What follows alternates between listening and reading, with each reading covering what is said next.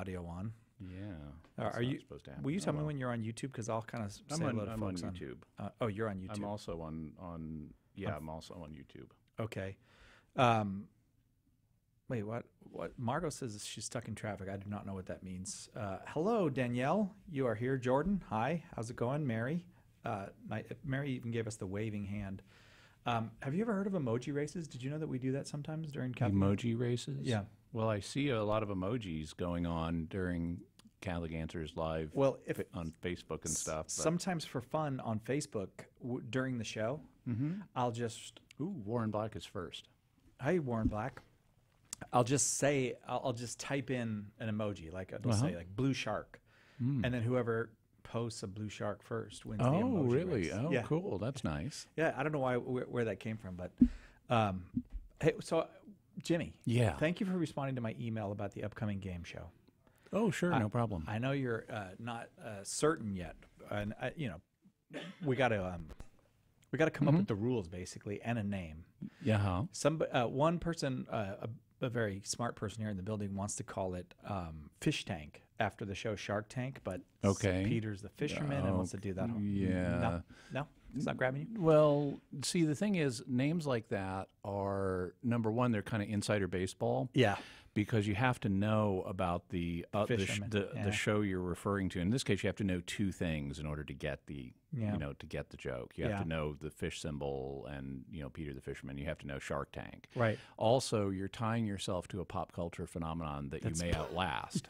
Right. I don't even know if Shark Tank is still on the air. Well, I think it is, but the other thing is it doesn't actually fit with any of the rules we've started to develop for the game show. If anybody has any ideas for a Catholic Answers game show title, go ahead and type them in. But we, as people may know, we used to do a game show, but we haven't done it in a long time. And frankly, I think that's a good thing. That we haven't done it in a long time? That one, because I think that, as I've told you, I think that the previous game show was not well developed. Yeah. And it caused, because what it was sort of modeled after Who Wants to Be a Millionaire. It was the same basic, you answer questions, you get a certain number, you get a prize. You answer more, you get more prize. But there were a couple of big problems with it. One of them was it was really hard on the apologists coming up with the questions. Yeah, that's a lot of questions. Especially gauging it's not just the number, it's also the type of questions, because you're gauging it for an audience that has different levels of knowledge, and it's really hard to come up with questions that are of appropriate difficulty. They tended to either be way too easy or way too hard. Yeah. And Father Vincent Serpa in particular was known for turning in questions of a highly obscure monastic nature. It's really? Like nobody is going to know this. Yeah, right. It may be plain as the nose on your face if you live in a monastery, but otherwise not. How do you vest for lauds in ordinary time? Stuff like that, yeah. Right. And so that was one of the problems. The other problem was I was the person who would ask the questions. Yeah. And some aspects of it were fun. Like we would have, I would bring in one of my hats, and we would literally draw the questions out of the hat of knowledge and stuff, which was fun. But there was a need to have the audience have a certain amount of success. Otherwise, it's no fun. Yeah, for anybody. Right. Like everybody go, I don't know. Yeah, I don't know. And so what would happen is I would have to on the fly rephrase and reframe and rejigger the questions because they would either be way too easy or way too hard. And so that put not only was there a huge amount of pressure on the apologist to come up with the questions, there was a huge amount on me to try to adjust them or rewrite them on the fly to have the appropriate level of audience success so that the show would be fun. Yeah. And so I think that format, even though I think we did a good job in that it was enjoyable for people, it was just too much internal stress. Yeah. Prepping and executing it. So I'm looking forward to seeing y'all do a new set of rules with that'll make it easier. I had the advantage of you kind of having mentioned that to me before we started to, so that I knew, okay, try to write game show rules, try to make up a game show that is not so labor intensive or or difficult to gauge that you're going to be killing yourself over this thing, or because then I think we would just end up not doing it. We'd end up saying, no, I can't do the game show this month or whatever. You know what, a potential model based on from your email the other day, it seemed like you were going in a direction of like having two apologists whose roles would be to help out callers. Yeah, to help callers. Yeah, and there's actually a game show like that on NPR on Saturday mornings called Wait, Wait, Don't Tell Me. Right. And you might, if you haven't already, you might check out Wait, Wait, Don't Tell Me for ideas about how you might structure rules for our new show. Oh, yeah, okay, because the base, well, we wanted to do it as a two-part, like there's two contestants play each other, and then somebody makes it to the final round. And in the two contestants play each other one, the role that the apologist will play is, like you said, assisting the person, trying to help them. And so the person will have basically three helps. Like one will be, I think. How are these all not phone a friend, where the apologist is the friend? Yeah, they're all like phone a friend, but they're different. One of them is just give me the answer, and that's where the apologist just gives you the answer. Okay. But once you've used that one, you can't use it anymore. Okay. And I think another might be like eliminate some options for me or something, or give me yeah, a right. hint Eliminate. or, Right. okay. Yeah. Get me down to two. That's exactly what it was. Yeah. Get me to two. Like that kind of thing. So that's how the apologist will help. I think the give me the answer one the answer has to be given in Pig Latin. I don't know about that because not everybody speaks Pig Latin. So it should be like if gay ime ethe answerlay. Yeah, right. See that's hey Chuck, how's it going? So let's see. Let's say hi to some people. So we're still working on the game show, but maybe by the end of this month we'll do it. Here on YouTube, we've got Herrera and Roberto and Guest and Don't Worry and Gloria. So hello to everybody there and everybody else on YouTube. Somebody's name is Don't Worry. Yep. I like that one. We got over here Eric, Emma, Patrick, Laura, John. Hi, John. And I think, Mary. Did I say hi to you before, Mary? Sorry if I double hide you. No, it's a different Mary though. So there's two Marys. It's like at the more foot than of the that cross. in the gospel. Yeah, right. Mary and Salome were So, do you know what an onomasticon is? Come on, Jimmy. Who doesn't know what an onomasticon is? Yeah, it's like they were smaller than mastodons, but. Okay, so in Greek, yes, onoma is name, and so an onomasticon is a book of names, and we've compiled from various sources, some of them literary, some of them archaeological, like ossuaries that we've dug up in Israel. There's a recent onomasticon that's come out of first century Palestinian Jewish names. And so it's like we've reconstructed, even though we don't have all the census records from back then, we've reconstructed the popularity of names just the way we would use censuses to determine the popularity of baby names today. And so we've done the same thing now for first century Palestine. And it turns out that like certain names were just way more common than others. Like, how in the 70s when my sister was born, Jennifer was the name that seemed like half of all girls were named Jennifer. Right. Well, in the first century, the equivalent of Jennifer was Mary. Between Mary and Salome, it's like half of the female Jewish names were either Mary or Salome, and that's why you have so many Marys in the Gospels. So was Judas also a popular one? Because there were two apostles. Yeah, Judas and Simon and John. There were a bunch of them, and one of the things that the British scholar Richard Balcombe, he has an excellent chapter on this, by the way, in his book Jesus and the Eyewitnesses. One of the things he points out is that these names, the male names that were the most popular, were by and large the names of the Maccabean revolutionaries. Oh, they were kind of the heroes of the day. Huh? Yeah, and I'm interested in that because normally there's a kind of a myth in name studies. This is something that goes on in linguistics all the time. And linguists love studying baby name trends. And there's a myth that you'll have a celebrity come along and popularize a name. Like the idea of Marilyn Monroe popularized the name Marilyn. Right, right. But the truth is, if you look at the census data, the name is already becoming popular usually before the celebrity comes along. And then the celebrity comes along and wants a kind of catchy, edgy, sounds like now, but not everybody has it name. And they end up unconsciously seizing on an upward trend for a name. So really, parents started naming their baby girls Marilyn, and then Norma Jean picked Marilyn Monroe as her stage name. Yeah, I see. And so usually the celebrity follows the trend rather than leading it. There is one exception, though, and it ties into our producer who's not here today, Darren Delosier.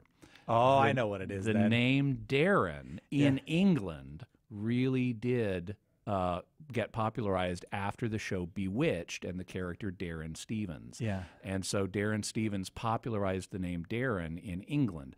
But there's a reason why it happened that way and why it happened in England. Because in England, male names with a final N sound, like Ewan and things like that, it's got an N on the end of it, that was a popular trend at the time. So and Darren fit into that trend. I see. So my question is, with like first century Palestinian male Jewish names, is did the Maccabean revolutionaries cause those names to become popular, or was it part of a broader trend that the Maccabean revolutionaries were writing and that just then continued to play itself out? I see. In a century or two later. Right. But it does, it's very notable when you read the New Testament. Like, a lot of these people have the same name. Absolutely. And is James, part of, John, Simon, Jude. Could part of that be, too, that you could do that because people lived in relatively small communities, and so you would know who you were talking about? Yeah. Also, well, that's part of it. And also just things moved slower back then. They didn't have as much turnover in language names. The cycles have been accelerating. Yeah, because they still had flip phones, right? They didn't even have made out of stone. Yeah, you had the two stone tablets. You flipped them open. Yeah, and nothing would happen. Yep. I'm hearing music. Are we? Do we have to go silent or 30 seconds? All right. So if you come up with any ideas for the game show, go ahead and post them here on Facebook. But or you can just send them to radio@catholic.com. We're going to do open forum in about 30 seconds. So. See you then. Thanks for joining us for Catholic Answers More.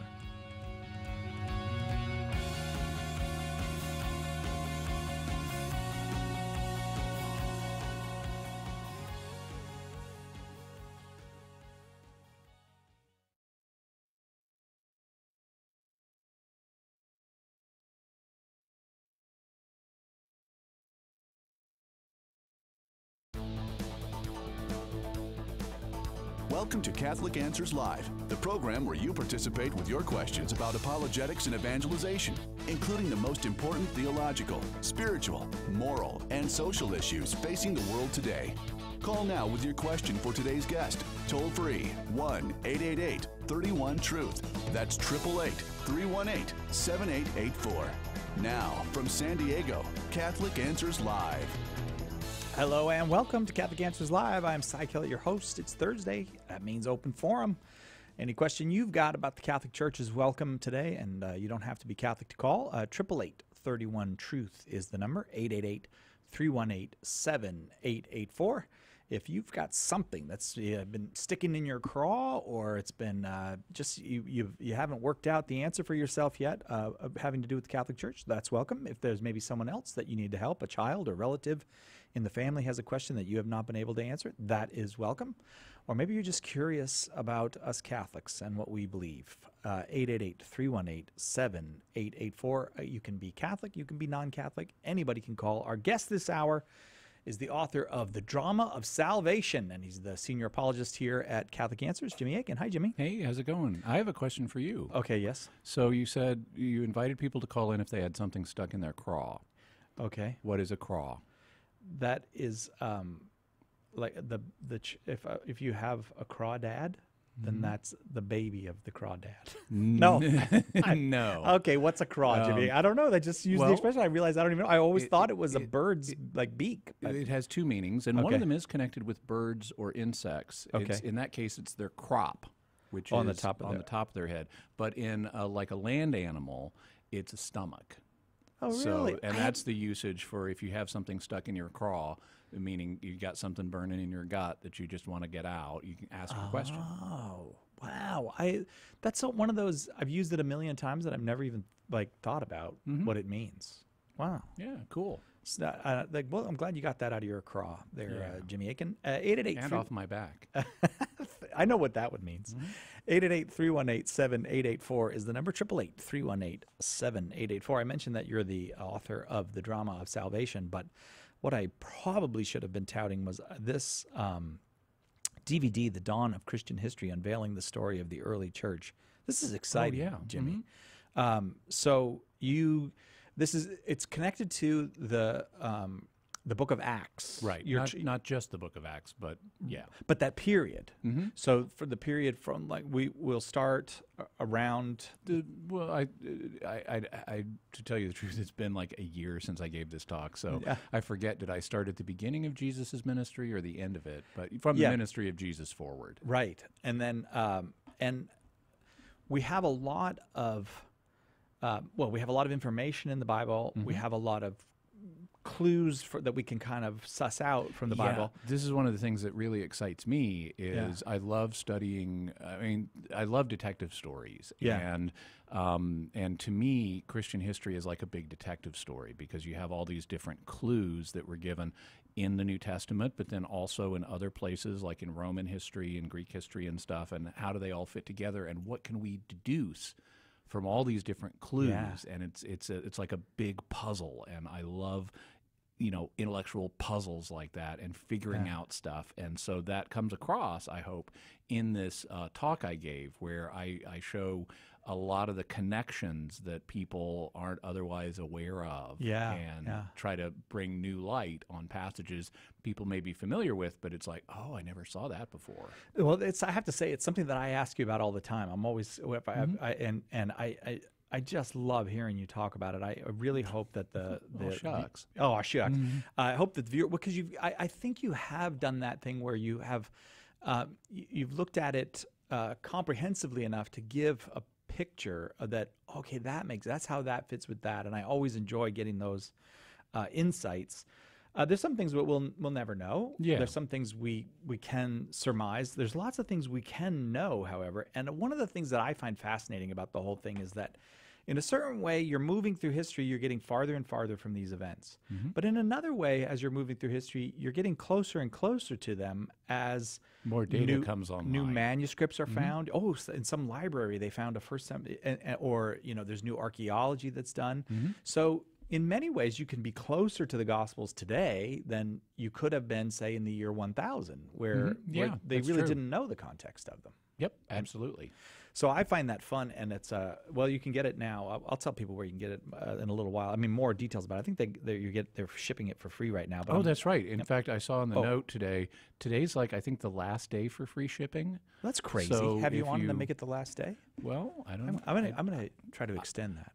That sounds good. Okay. But in case Cy isn't able to, if you want to get it with free shipping, today's the day. You know all the power I have around here, Jim. So go to shop.catholic.com or give us a call, 888-291-8000, and they'll be more than happy to hook you up with the Dawn of Christian History DVD. Yeah, and you will not regret it. I can tell you, you will not regret it. 888-318-7884 is our number here. We're taking any question. The other thing, when Jimmy's here, we're pretty broad in our definition of Catholic. If you want to know if you have a philosophical question, it doesn't have to be Catholic. That is very broad. Yeah. But on the other hand, Catholic means universal. Yeah. So okay, there you go. So it's even more Catholic. Even more Catholic. I'll take that. All right. So 888-318-7884, the number, 888-318-7884. A ton of callers already, Jimmy. Shall we? Yeah. All right. Jose in New Jersey, you are on with Jimmy Akin. Start us off with a question, Jose. Hey, guys. Can you hear me? Yes. What's your question? Okay. So my question for you guys is this debate I have within myself, and I feel like there's been a debate that's been going on ever since, after Vatican II and stuff like this. So I went on vacation, and I was able to visit a parish, and for the first time, I saw people receiving communion, kneeling and on the tongue. I was so touched by it. I almost cried to seeing this happen, because what a way, what, there was so much reverence towards, the Blessed Sacrament, Mm-hmm. And so I went back and I kind of told some people in my parish, and I found out that it's kind of like frowned upon to be able to receive kneeling. Who told So you my that? question, well, the one of the people from the parish, he used to do it before, and so the pastor that was there kind of said something about it, right? Okay. He didn't really give me specifics, but that's what went on, right? So my question is it wrong for me to receive in that way if the community receives in one way? Nope. What do you guys think? This is totally up to you. Now, to give you a little bit of the backstory on this, there was a movement here in the United States to tell people that they need to receive standing and on the tongue. They're not supposed, or standing and in the hand. They're not supposed to receive kneeling or on the tongue. Even though that for hundreds of years was the historic way to do it in the Latin Rite, and even though a lot of people still wanted to do it that way. But there was this movement in some liturgical circles to say, nope, we're supposed to do it this new way.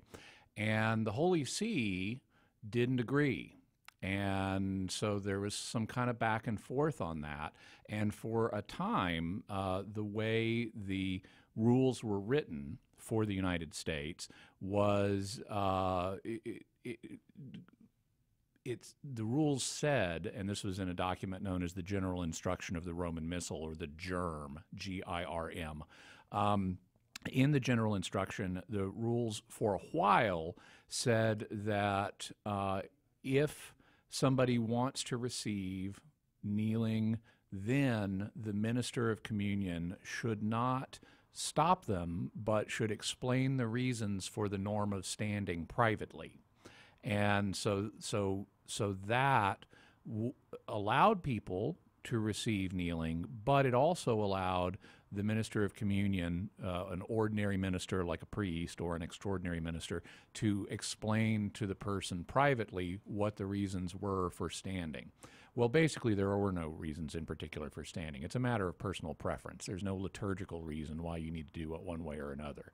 And eventually, the Holy See got tired of people being browbeat about this, because people who wanted to go receive kneeling would go and kneel, and then they'd get a lecture afterwards about it. And the Holy See put a stop to that. And so when the new edition of the GIRM came out in 2010, it was revised again to just say that it's up to the individual. So it's purely up to you. The church does not have a preference on this. So if you find that receiving communion kneeling fosters your spirituality, then go ahead and kneel. Now, you might get a little bit of pushback on that. You might get kind of a funny look or something like that from somebody, but frankly, who cares? Do not be a slave to peer pressure. Don't be a jerk either. Don't look down on people who prefer to receive standing. That's their option too. So this is a situation where the Holy See has left it up to individuals. How do they want to receive? Whatever better fosters your devotion, whether that's receiving standing or receiving kneeling, feel free to go ahead and do that, and respect other people's right to choose their way of doing it, whether it's the same as yours or not. How's that, Jose? That's great. Thank you very much. I appreciate it. Thank you. Appreciate that call, Jose. It kind of brings up a question I've always wanted to ask, and I keep forgetting. What's the rules on the altar rail? Because when I was a kid, we had an altar rail in the parish. I really liked it, but is that also permitted or no? Altar rails are permitted, but they are not mandated. And the way that most parishes are configured now, they're not. It's just not practical. Yeah. And it's for a variety of reasons. In some parishes, for example, like in my parish, St. Anonymous the Ambiguous. That is not your parish. Sure it is. It's how I refer to my parish in public. There's no space for an altar rail. The sanctuary comes out so far that it would have to have some substantial changes in order to fit in an altar rail. But that would be one example. But a pastor could, if physically now, it's possible, you could have the altar rail. Yeah, it's not legally prohibited. Yeah, it's one of those things that's probably inflames passions more than you would want to, though. I mean, I think there's still some like residual. Well, there are some parishes that have them. Not many in this country, but there are some. Okay. Not at St. Anonymous. This was another thing. For a period of time, there was a big push to we've just got to change everything. Yeah, and these things then became tribal markers of are you in the hip tribe or are you in the unhip tribe? Yeah, right. And really, these things don't matter to God. You know, whether do you have a rail or not? The important thing is you're receiving communion. Yeah. Do you receive standing or not? The important thing is you're receiving. Yeah. And so the others are things that we can have different opinions about, and they may foster our personal spirituality in one way or another that varies from person to person, but we shouldn't be looking down on each other and dividing up into tribes. One of the things that St. Paul is always talking about in his epistles, be of one mind. Yes. Don't be at peace with other Christians. Do not get into these tribal hang-ups. Yeah. Thanks, Jimmy. We'll take a quick break. We'll be right back after this with more Open Forum with Jimmy Akin on Catholic Answers Live. Catholic Answers Live with Jimmy Akin is coming right back. Can we be happy without God? Atheists say yes. We Christians say yes, but only to a certain extent. What's our reason? There are some natural human desires that can be satisfied without living for God. The desire for sensory pleasure, success, and loving relationships. There are certain desires, however, that can't be satisfied without God.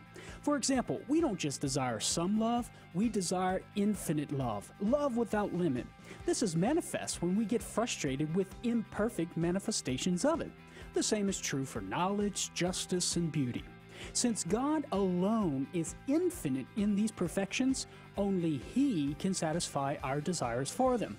Therefore, to borrow from St. Augustine, without God, our hearts would be forever restless. And my friends, a restless heart is an unhappy heart. I'm Carlo Broussard with a ready reason for Catholic Answers, Catholic.com. This is apologist Tim Staples, and I'm here to tell you about the most exciting and innovative Catholic book in years. In today's world, people from countless perspectives pose challenges to our Catholic faith every day, in conversations, through the mass media, on the internet, and more on the infinite collection of social media platforms. There's no getting away from this daily onslaught. We as Catholics need to stand strong to be prepared to mount a daily defense, to respond to the many challenges that we as believers are presented with every day. To that end, my good friend and apologist extraordinaire Jimmy Akin has come up with what will surely be a go-to resource for years to come, a daily defense. A daily defense takes up a different challenge for every day of the year, 366 in all, teaching you how you can defend the faith and give answers to Catholics and skeptics alike. And it's user-friendly, with challenges and answers indexed alphabetically by scripture verses or by topic, so finding the answers can be quick and easy. Order your copy of A Daily Defense today by calling 1-888-291-8000, visiting Catholic.com, or asking for it at a good Catholic bookstore near you. Call now with your question, 888-318-7884. This is Catholic Answers Live.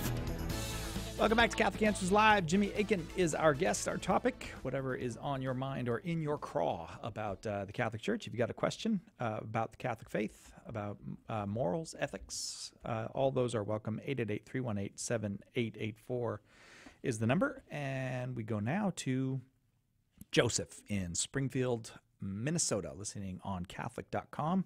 Joseph, your question for Jimmy. Hi, thank you for taking my call. Happy to.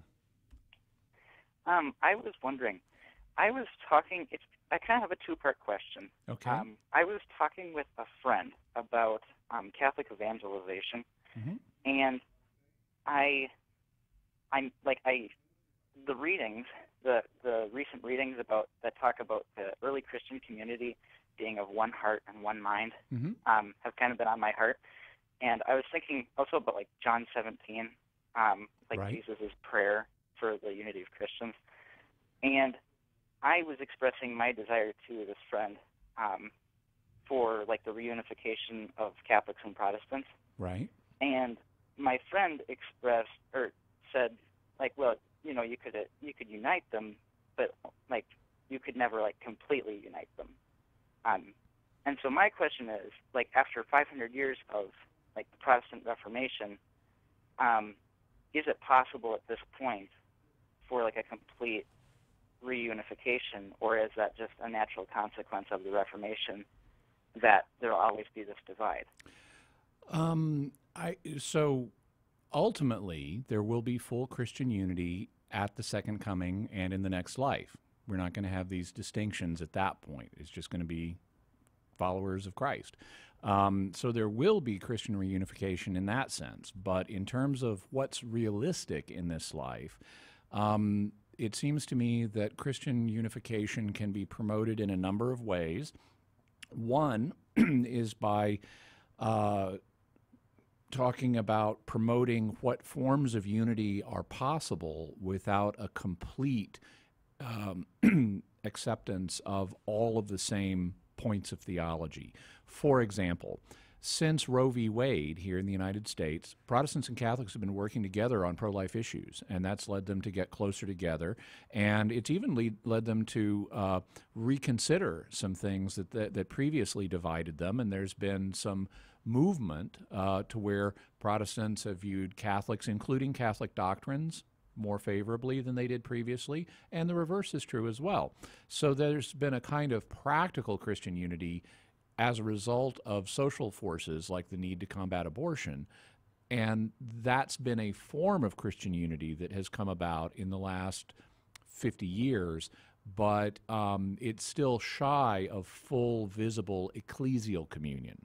So what are the possibilities for full, visible ecclesial communion? Well, there have been some reunifications with Protestants in that area as well. I'm an example. I'm a convert from Protestantism. That was a form on the micro level of Christian reunification. There have even been some collective reunifications where an individual Protestant congregation has entered the Catholic Church, or groups of Protestant congregations, like with the Anglican Ordinariate, or ordinariates, that began to be created during the tenure of Pope Benedict. So you can have situations where groups of Protestants reunify with the Catholic Church. In terms of what there may be in the future in that regard, well, there may be some reunifications of a group corporate nature that involve full visible communion. We'll have to wait and see. It might take hundreds of years for some of those to happen. I know there's been talk about it after the Second Vatican Council. For example, Cardinal Joseph Ratzinger, he wasn't a cardinal yet, but Cardinal Ratzinger, or later Pope Benedict, was engaged in some discussions concerning Lutherans who were interested in reuniting in a corporate manner with the Catholic Church, and there was some consideration given to, well, okay, to what degree are Lutheran confessions of faith, like the Augsburg Confession, compatible with Catholic teaching, and are there ways that Lutherans and Catholics could be in full visible unity, provided we're on the same page in terms of how we understand various things, and they could retain certain elements of their Lutheran heritage the same way that people in the Anglican Ordinariates retain elements of their Anglican heritage. And those discussions didn't end up producing concrete results in terms of corporate reunions, but the fact that the discussions happened is a signal of what's possible. And given a few hundred years, there could be further similar discussions that one day might bear fruit. Having said all that, the division that the Protestant Reformation caused went much deeper and in so many more directions than previous divisions had. That, you know, there are divisions between Catholics, for example, and Eastern Orthodox, or Catholics in the Assyrian Church of the East, or Catholics and Coptic Christians. But those differences are much smaller and much more easy in the abstract to overcome than what happened with Protestantism, where it fragmented and went in bunches of different directions and deviated from historic Christian understandings of things much more than any of the previous divisions had. And I don't see a practical way to establish large-scale corporate reunion anytime in the near future with the Protestant community as a whole. I don't think that's probably practical before the Second Coming. You might, in hundreds of years' time, have some major chunks be able to have restored full unity, but I think the dominant note in terms of engaging in promoting Christian unity with the Protestant community is going to be more in terms of practical unity rather than full ecclesiastical communion. Joseph, thanks so much for that question. I very much appreciate it. 888-318-7884 is our number. We go to Ryan in Midland, Texas, listening on Guadalupe Radio. Ryan, your question for Jimmy Akin. And Ryan, let me just give you a little warning. We're not far from a break, so as if you can phrase it as quickly as you can, maybe we can get the answer in before the break. All right, that's fine. But my question is, if laws in the United Kingdom, Norway, Denmark, and Sweden were to be changed to allow present or future monarchs to become Catholics, how would their conversions be handled? Would they be instructed all under one bishop? Would they be instructed by individual bishops or something like that? I ask this because if the British converted, how would this affect the marriage of Prince Charles to his current wife, Camilla, given the circumstances of his previous marriage? Okay.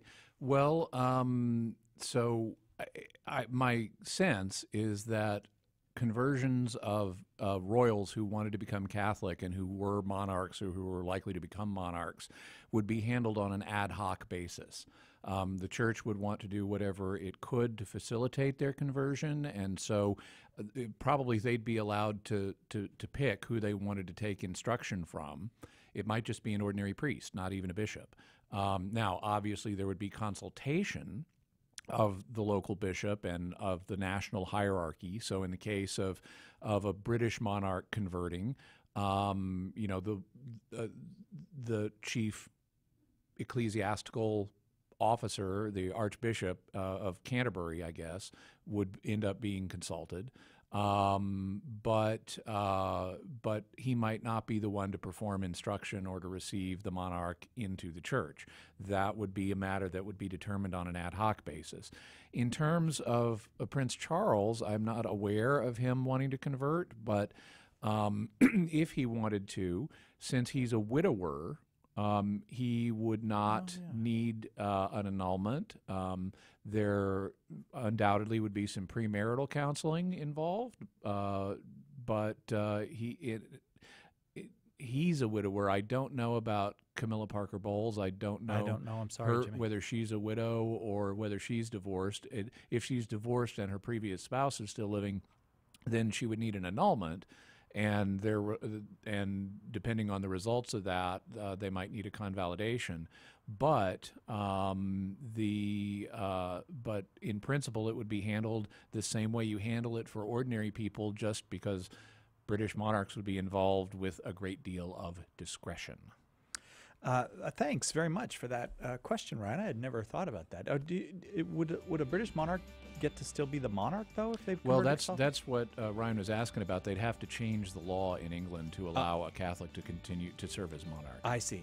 We'd welcome into the church, but they may not be able to stay as monarch. Unless the civil law changes. I suspect that law is going to go away before too long. All right.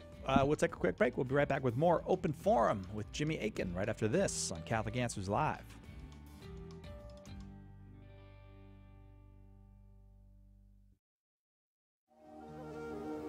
In Ireland right now, we are facing a serious crisis.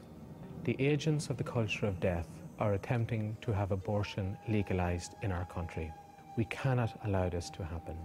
In these moments, we are asking the EWTN family to join with us in prayer.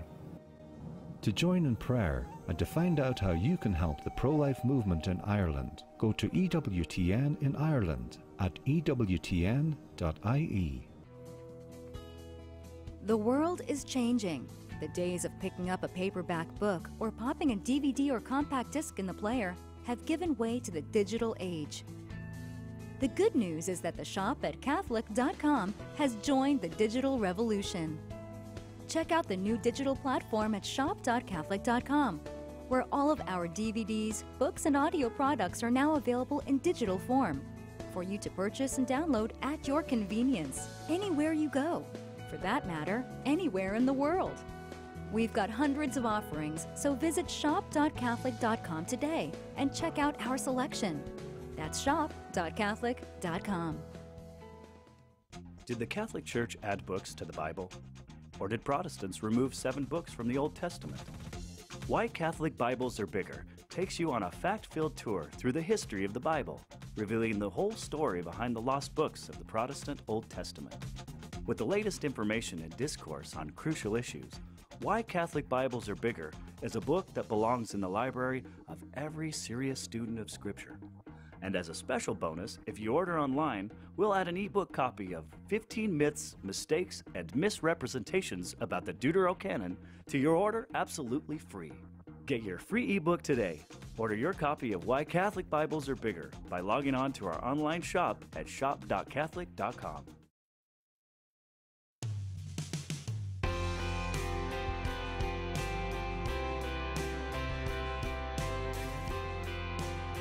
Welcome back. It's Catholic Answers Live. It's open forum today, 2 hours of open forum. So if you have a question, we still got plenty of time to get to your question. Now, don't think that it's over. There's plenty of time. Just call 888-318-7884. And I want to keep repeating that invitation is open to anyone, whether you are Catholic or not. Also, before we get going again here in the second half of this hour, I want to remind you that The Dawn of Christian History, Jimmy's new DVD, unveiling the story of the early church, is available with no shipping charge at all at shop.Catholic.com. No shipping charge. Just go to shop.Catholic.com. If you have any interest at all. No shipping charge is another way of saying free shipping. Yes, that is a very excellent point. But yours is more succinct than mine was. That's why, and why also more attractive. You make DVDs. I'd much rather like to order something that has free shipping than something that has no shipping charge. Thank you, Jay, for clarifying that. I'm sure you will probably get dozens of life points for making that point. Do you know what I'm talking about? Oh, thank so that you can go to the good. Dozens. What number would you put on it specifically? I think probably 36. 36. So 36. 3 dozen. That's great. Yeah. I can use all the points I can get if I'm going to get into the good place.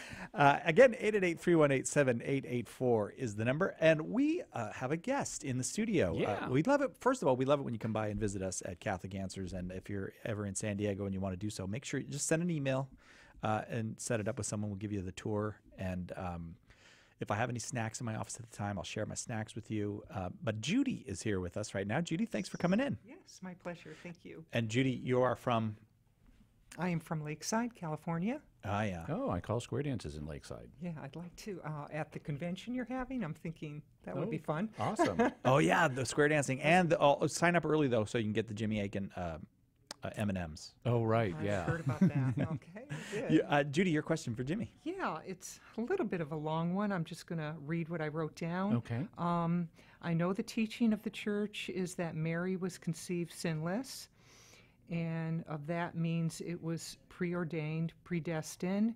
But then it is also said that Mary had a choice, and she said yes when the angel Gabriel told her she would conceive.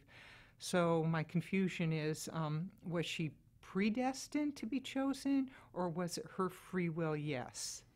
So there's ultimately, now the term predestined can mean a number of different things, but ultimately there's no conflict between something being predestined and something being the product of free will, because God, in his knowledge of what happens in history, is outside of time, and so he can see the free choices that people make and incorporate those free choices into his plan.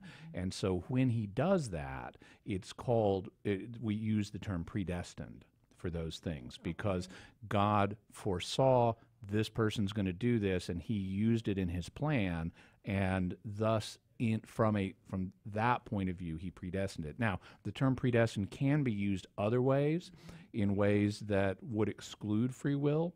But when the church uses the term, it uses it in a way that incorporates free will. And in fact, if you look in the Catechism of the Catholic Church, where it talks about the predestination of Mary, if memory serves, it actually mentions God's ability in that passage to incorporate the free will responses of creatures into his plan when it's explaining the predestination of Mary.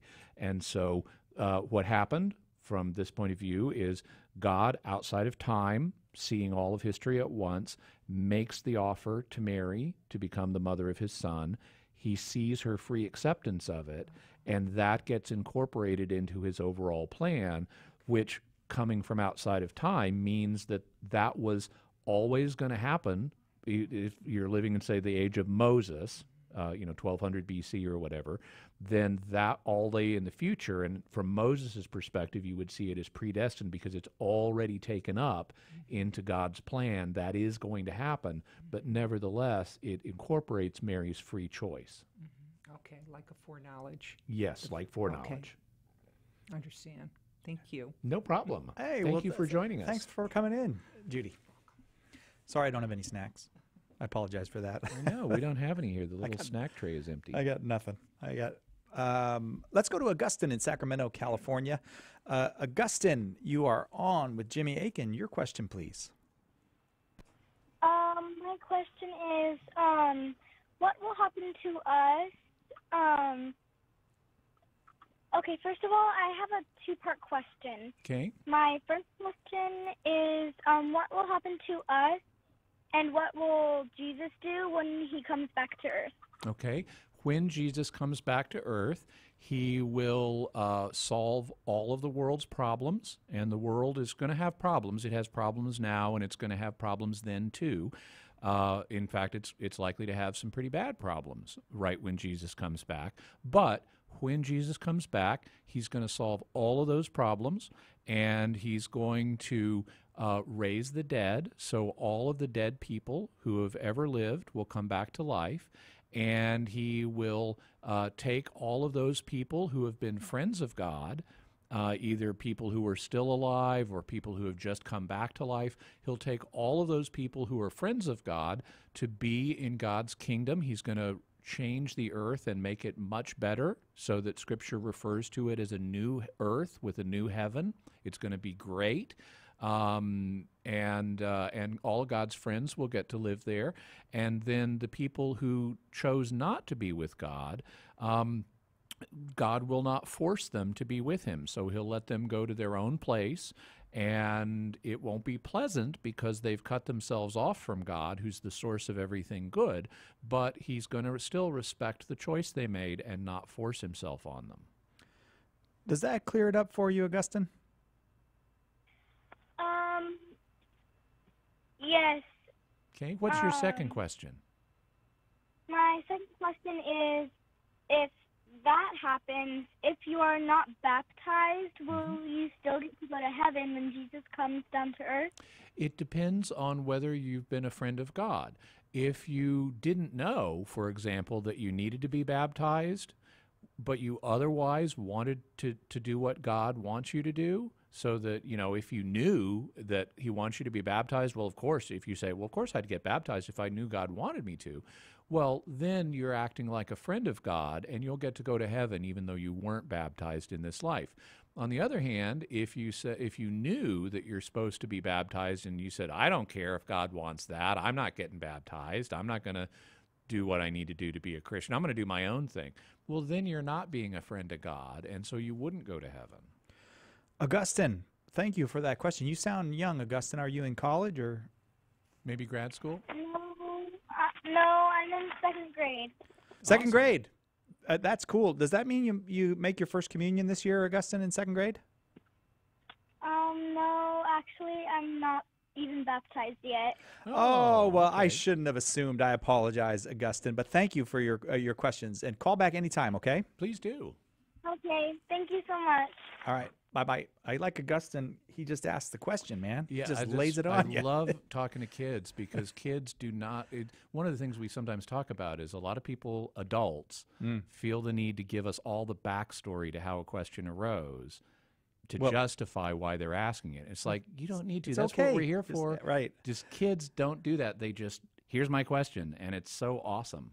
Well, I have a question for you, Jimmy. One time, my uncle and I, we were out in a boat. What's your question? No. And then when we were in the boat, we developed. What's your question? No, I'm getting there. All right, moving on. Sorry, just Jimmy and I being smart Alex. Radio smart Alex. Victor in Greenville, North Carolina, watching on YouTube. Thanks for watching on YouTube, Victor. Your question for Jimmy. Hey, thanks for taking my call. Happy to. So, is there really a difference between an atheist and agnostic atheist? Well, it's not a term. Agnostic atheist is not a term that one normally encounters. I mean, the basic meanings of the terms: an atheist is a person who doesn't believe in God or the gods, and an agnostic is a person who doesn't know whether God or the gods exist. And so those are the normal meanings of the terms. Now, sometimes you'll see them kind of grouped together. And so one might hear about like someone who is agnostic / atheist or atheist / agnostic, or a group of people who fall into that category. And that would mean they're kind of one or the other, or it's not clear what their views are, or maybe they go back and forth between the two views. Like some days they say, I don't know, and other days they say, no, I'm pretty sure there's not. So that's a way, in that kind of slash sense of the terms, where they're kind of combined, that I could see that term making sense, that combined term. There may be other ways that people use it. I can imagine some. If that someone might say, "Well, I'm an agnostic atheist," meaning I'm an agnostic, but I function as an atheist. So even though technically I don't know whether God exists, I act for practical purposes, and I assume that God doesn't exist. So even though I don't claim to know that God doesn't exist. And I could imagine somebody saying that. In fact, I know of people who do say things like that. In fact, Stephen Hawking, if I'm not mistaken, the recently deceased physicist, would sometimes say things like that. And I certainly know other people do. But that usage hasn't given rise to a common expression of an agnostic atheist. That's still not a common term. And so anyone who would use that expression, I think, would need to explain it a little bit, what they mean by it, because it's not an established usage. They need to explain what they mean by it in order to guarantee that their audience would understand what they mean. Okay, Victor? Yeah, thank you. I mean, it was just confusing me because I was trying to look up the terms I couldn't really understand, but thank you. Yeah, okay, great. Thank you very much, Victor. We're going to take a quick break. We'll be right back with more Open Forum with Jimmy Akin on Catholic Answers Live. We'll be right back with more great answers from Jimmy today on Catholic Answers Live. Today, countless people have drifted away from their faith. You know the story. Faithful parents and grandparents see their children and grandchildren drift away from the church. At first, they just stop going regularly, but they still consider themselves Christian. Then, later, they or their children stop even thinking of themselves as Christian. Eventually, some of them turn bitter and hostile to religion. This sorrowful sequence has played itself out over and over, literally millions of times. Perhaps it's even played out in your own family. The good news is that there's hope. That's why Catholic Answers is releasing a new book by apologist Matt Nelson. It's called Just Whatever: How to Help the Spiritually Indifferent Find Beliefs That Really Matter. The book is designed to help people without firm Catholic beliefs, regardless of where they're coming from. They may only identify as Christians in a kind of nebulous way. They may say that they're spiritual, but opposed to organized religion. Or they may be hostile to religion altogether. Whatever their current views, Matt's new book contains winning, persuasive means for helping them get past their current difficulties and see just how important it is to have a life-transforming encounter with God. To make your donation and get a free copy of Just Whatever, visit Catholic.com and click the Just Whatever banner, or call us toll-free at 888-291-8000. That's the Just Whatever banner at Catholic.com, or call toll-free 888-291-8000. Do you want to end abortion, halt the attack on traditional marriage, and ensure religious freedom for ourselves and for our grandchildren? To do this, we must convert the culture. St. Paul's Street Evangelization is a grassroots initiative that recognizes this need and takes it to the streets. If you're interested in peacefully sharing the gospel in your area, visit streetevangelization.com to learn more. Call now with your question, 888-318-7884. This is Catholic Answers Live. Yes, it is Catholic Answers Live. Welcome back. We're happy to have you with us. Open forum this hour. Oh, next hour, open forum as well. So it's 2 hours of any question that you have about the Catholic faith, about Catholic people, about ethics, morals, philosophy. 888-318-7884 is the number. 888-318-7884. Jimmy Akin, did I mention this already? Jimmy Akin is our guest this hour. Jimmy is senior apologist here at Catholic Answers, and he has a brand new DVD out called The Dawn of Christian History. And you can get that at shop.catholic.com. We go now to Michael in Lafayette, Indiana, watching on Facebook. Michael, thanks for watching on Facebook. Your question for Jimmy. Hello. I think it was St. Irenaeus who said the glory of God is a human being fully alive. And to me, part of what means being fully alive is having a sense of humor, kind of like our wonderful host, Cy Kellett. Oh, thanks, Michael. So, you're very welcome. I'm still working on that one. So, I was wondering, does our Catholic tradition say anything in particular about the value of sense of humor, and are there any places in the Bible where humor is especially prominent? Well, so Catholic tradition certainly recognizes the value of humor because humor is a human universal. It's something that's built into human nature. It's related to the play instinct. And the play instinct is something that God built in not just to our species, but he built it into other species too. So you see like dogs playing with each other, and they love playing, and you see cats playing with each other, especially kittens. They love playing. Humans love playing, especially kids. And one of the reasons for that, and one of the reasons that play is especially common in the young of a species, is because it gets them to engage in situations like if you watch dogs playing or kittens playing, they're like kind of wrestling with each other. Well, they're doing an activity, they're simulating an activity that they will need to engage in as adults, but they're doing it in a kind of safe way. So they're just play fighting. They're not really fighting until, of course, someone gets bitten too hard. But they're play fighting as a way of getting them used to something they're going to need to do as an adult. They're going to need to be able to handle threatening, dangerous situations. And so to get them ready for that, they have an instinct to engage in simulations of those early. And in order to get them motivated to engage in those simulations, it has to be fun. And so there's a natural fun that they experience and we experience when we engage in simulated danger situations. Now, humans, because we're humans, take this to a whole different level than any other species, and we do the same thing in much more abstract ways.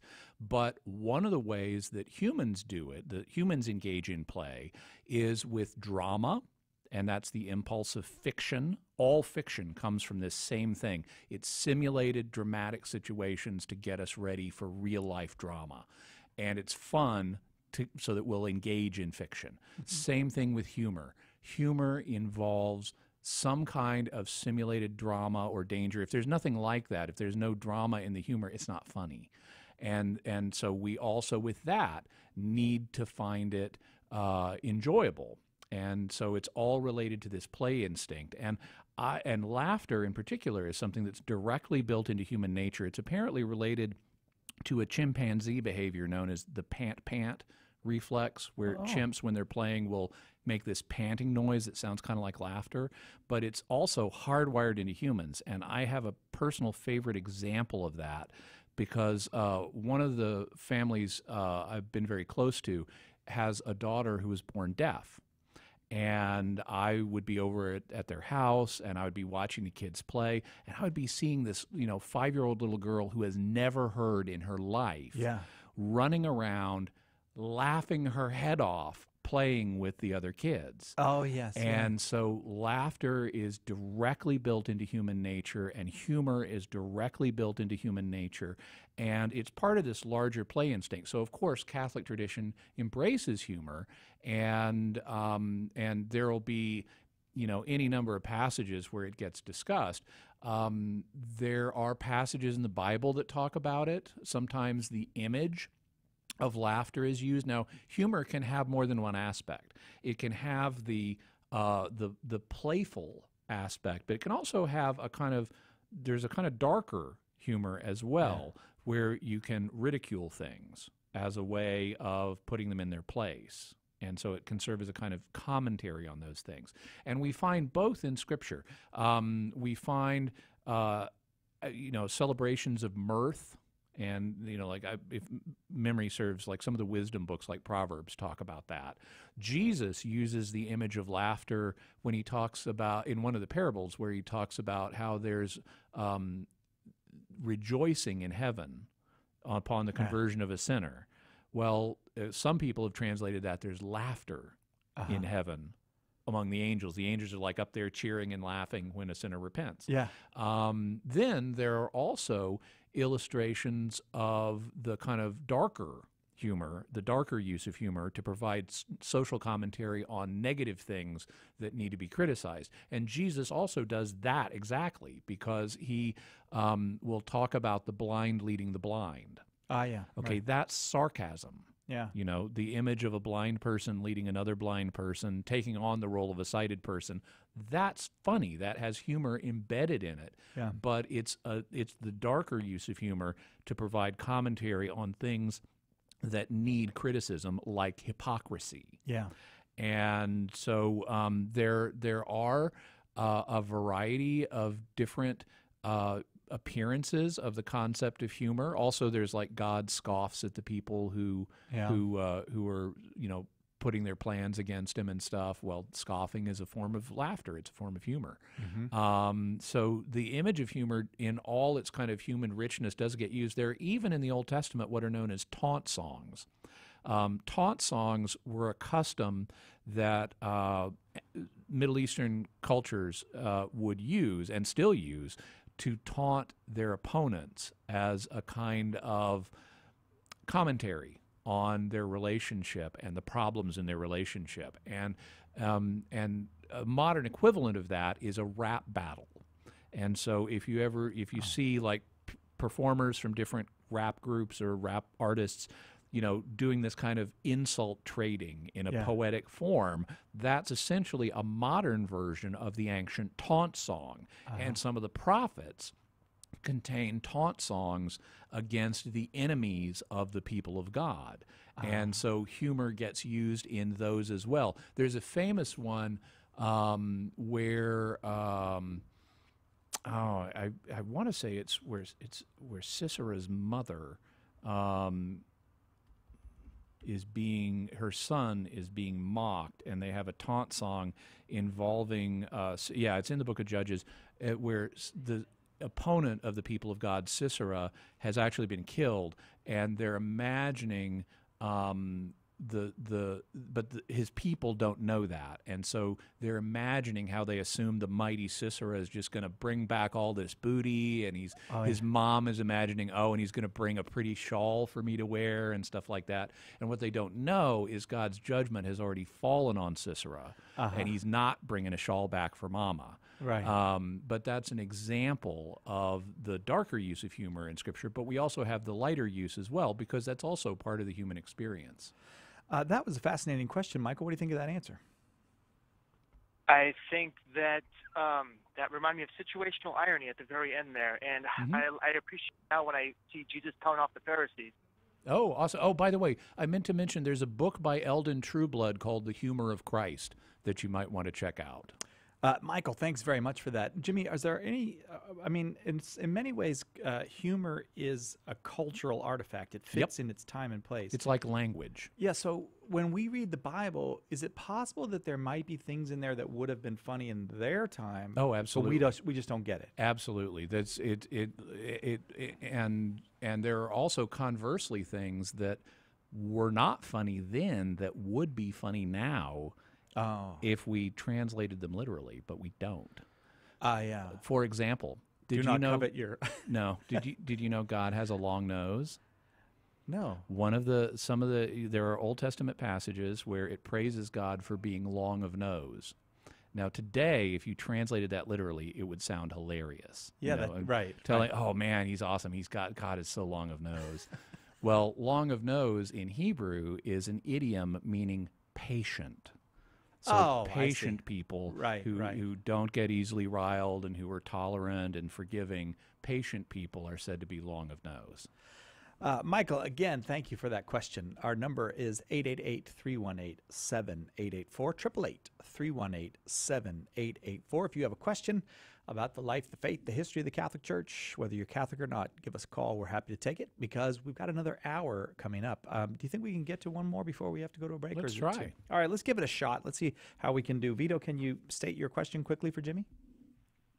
Hi, good afternoon, gentlemen. I'll make my question quick. Thank you. My question is, what are the differences between the word spirit and soul as we know that we know of as Catholic? The terms are used in substantially the same sense, and they both refer to the immaterial spiritual or immaterial non-physical part of a person. They are sometimes distinguished from each other in the New Testament, but there the terms, the Greek terms are psyche and pneumatos, and psyche can also be translated life. For example, whereas pneumatos can also be translated wind or breath, and so they have different connotations, and sometimes they are the two terms are used, but to my mind, the way they're used suggests it's really they almost totally overlap, and it's really hard to specify a concrete distinction from them.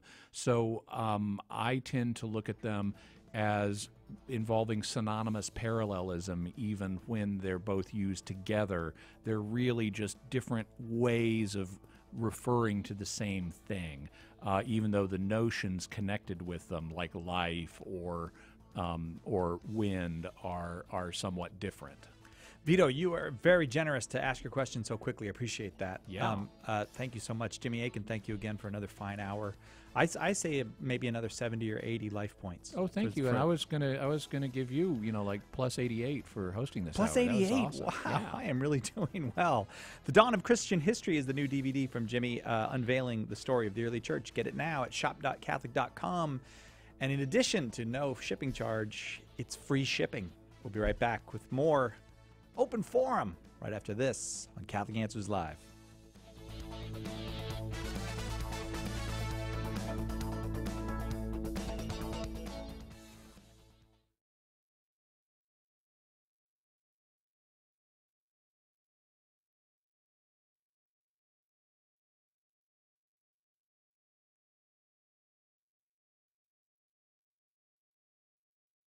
We're glad you're with us. Stick around for more Catholic Answers Live. Many atheists assert the only real form of knowledge is scientific knowledge, thus excluding any sort of religious knowledge, whether philosophical or theological. Such a belief is called scientism, and it's unreasonable for two reasons. First, it's self-refuting. Its truth cannot be verified by the scientific method. It's a metaphysical proposition, and as such, is not scientific knowledge. But if science can't verify the truth of scientism, well then, scientism itself cannot be a legitimate form of knowledge, in which case, it's self-refuting. Moreover, scientism undermines science as a rational form of inquiry, because it denies presupposed philosophical assumptions that are necessary to even do science, such as there's an external world outside the minds of scientists. So, to reject God's existence on the grounds that it's not scientific knowledge is simply unreasonable. I'm Carlo Broussard with a ready reason for Catholic Answers, Catholic.com. Catholic Answers is doing it again. We're holding our 5th annual Apologetics Conference this September in beautiful San Diego, California, and we'd like to see you there. We've had a wonderful time going home all enthused. Every time we come here, it's just an incredible experience. Normally you'd have to root through a dozen different books to get half the stuff I've learned here. These guys are so amazing. I always get so much, learn so much. I've already signed up for next year. Join us this September 27th to the 30th for a lively and inspiring conference with an all-star lineup of speakers guaranteed to jumpstart your faith. All of your favorite Catholic Answers apologists and special keynote speaker Raymond Leo Cardinal Burke. I enjoy the atmosphere and the friendliness of the people, and I'm having a great time. I love it. I love it. I'm so glad I came here. I've just learned so much. You know, I've been a Catholic all my life. It's just been so wonderful. I love it. I want to come back every year. God helps those who help themselves. Preach the gospel always. When necessary, use words. We all hear sayings like these, and we assume they come from the Bible, the saints, or famous Christian writers. Nobody can seem to place their origin, but by sheer repetition, they've acquired a halo of truth. In my new book, What the Saints Never Said, I look at over 40 of these well-known sayings and track them back to their original sources. You'll be surprised at what I found. Some are close to what was really said. Many were misattributed or twisted beyond their original meaning, and more than a few of these sayings were simply made up. I hope by setting the record straight, I can make you aware of the theological errors that can lead us away from the faith and offer you authentic quotes from Scripture, saints, and scholars that will draw you closer to our faith. Get your copy of What the Saints Never Said by calling 1-888-291-8000, by visiting the shop at Catholic.com, or by asking for it at a good Catholic bookstore near you. Did you know that Catholic Answers Live is on TV? What began as a monthly series on EWTN in April of 2017 is now going to be coming to you on a weekly basis. You can catch Catholic Answers Live TV Saturdays at 5 p.m. Eastern Time on EWTN, with an encore at 2:30 a.m. on Sundays. We'll also be available soon on Apple TV, Roku, and the Augustine Institute's multimedia platform, Form. Make a point of making Catholic Answers Live TV part of your weekly viewing, and we'll see you on the airwaves. Interested in visiting Catholic Answers? If you live in or plan to visit beautiful Southern California, we'd love to have you come by for a tour. You can meet our apologists and staff, visit our chapel, and watch the broadcast of Catholic Answers Live. To arrange a tour, call us at 619-387-7200 or email us at visit@catholic.com. Hi, this is Cy Kellett. It's easier than you may think to have a Catholic Answers speaker at your conference or parish event. We've got the speakers. Fired up and knowledgeable Catholic Answers speakers have their bags packed and are ready to come see you. Go to CatholicAnswersSpeakers.com to find out just how easy it is to have a Catholic Answers speaker at your next event. That's CatholicAnswersSpeakers.com. Carlo, get your feet off my suitcase.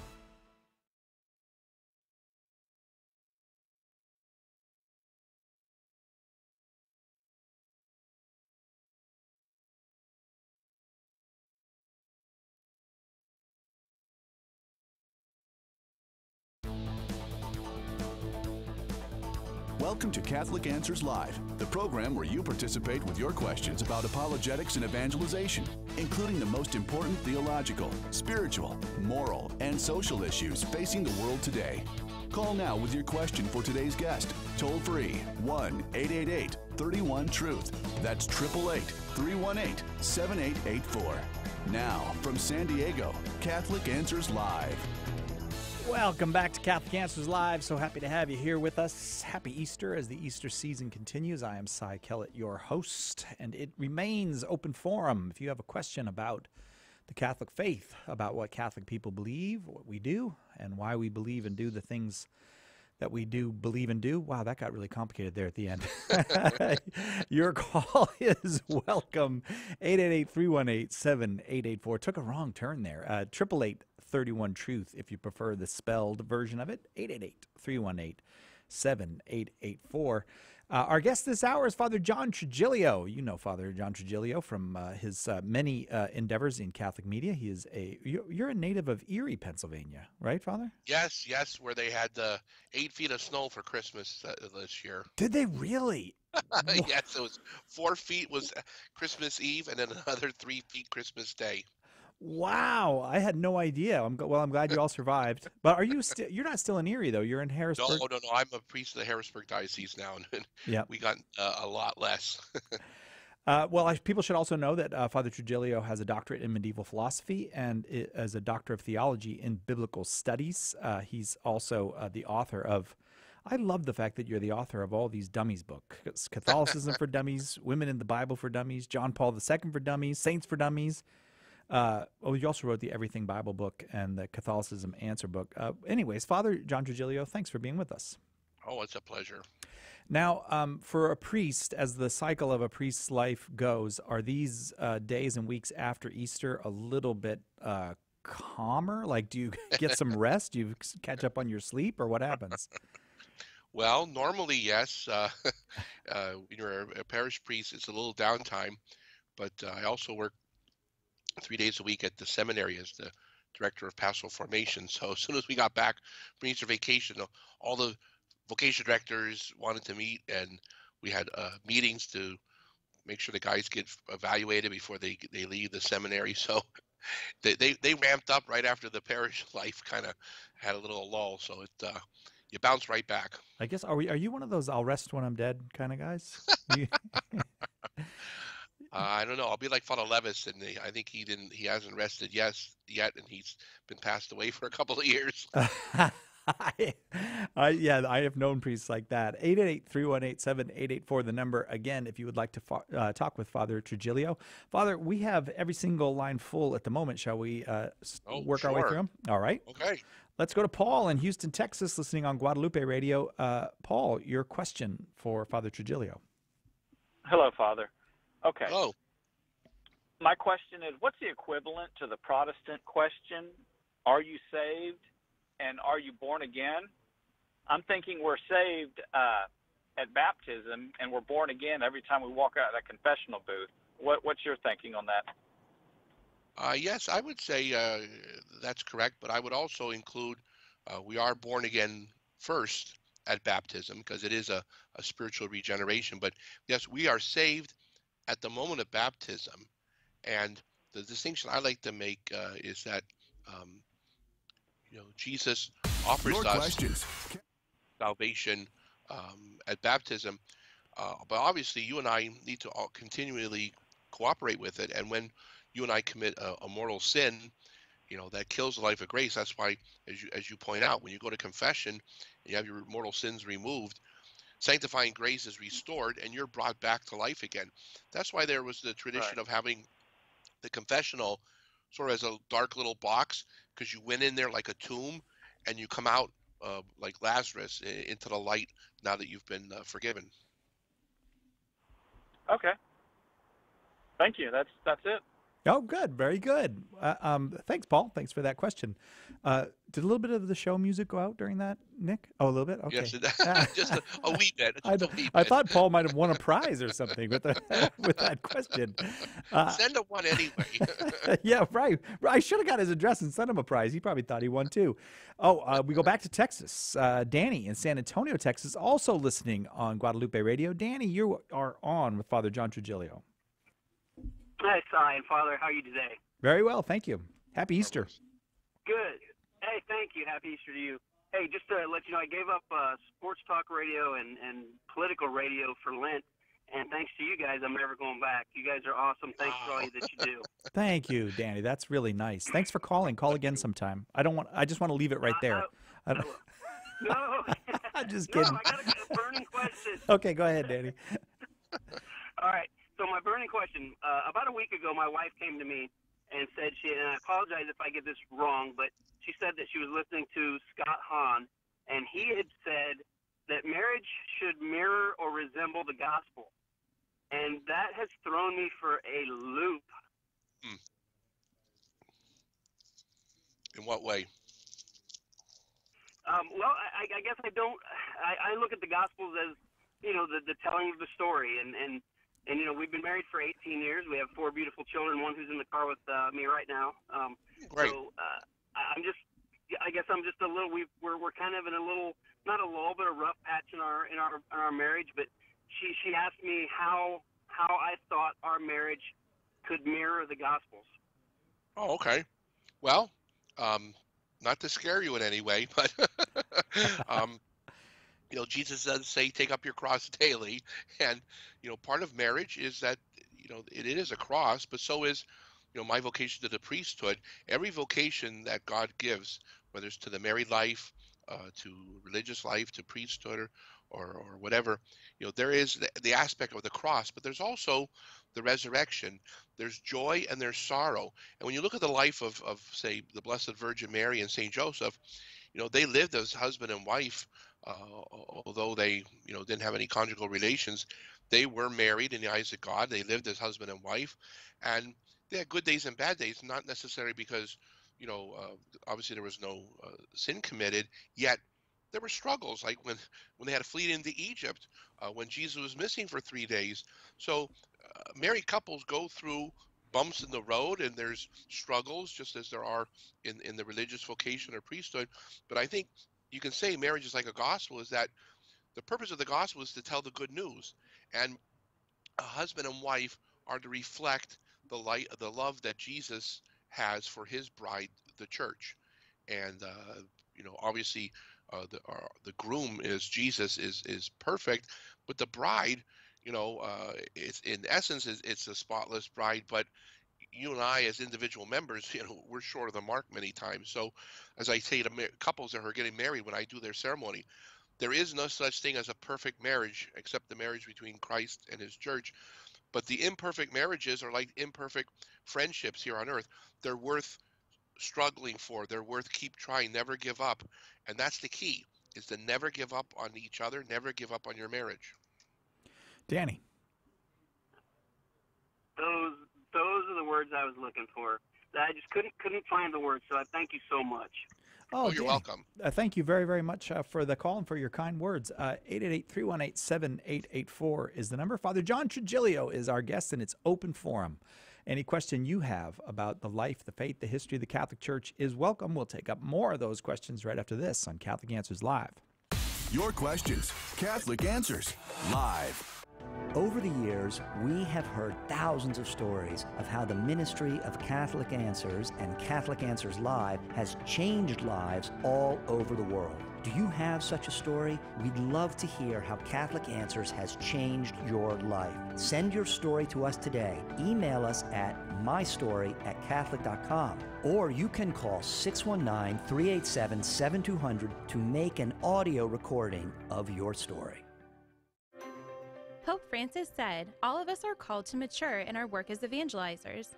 We want to have better training, a deepening love, and a clear witness to the gospel.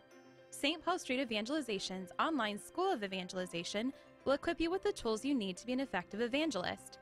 We'll ask for a pledge of financial support, but if you're unable to give, we'll set you up for free. Find out more and get involved today at streetevangelization.com. That's streetevangelization.com. God helps those who help themselves. Preach the gospel always. When necessary, use words. We all hear sayings like these, and we assume they come from the Bible, the saints, or famous Christian writers. Nobody can seem to place their origin, but by sheer repetition, they've acquired a halo of truth. In my new book, What the Saints Never Said, I look at over 40 of these well-known sayings and track them back to their original sources. You'll be surprised at what I found. Some are close to what was really said.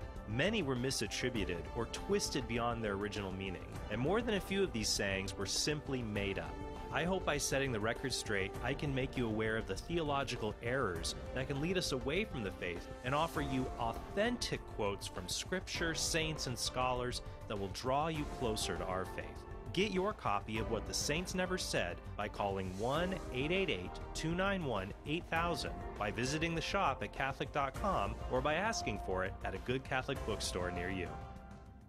Catholic Answers Live is brought to you in part by CatholicSingles.com, the website for Catholics who want to meet others who share their faith and values for faith, fellowship, and love. You can learn more at CatholicSingles.com. Catholic Answers Live thanks CatholicSingles.com for their generous support.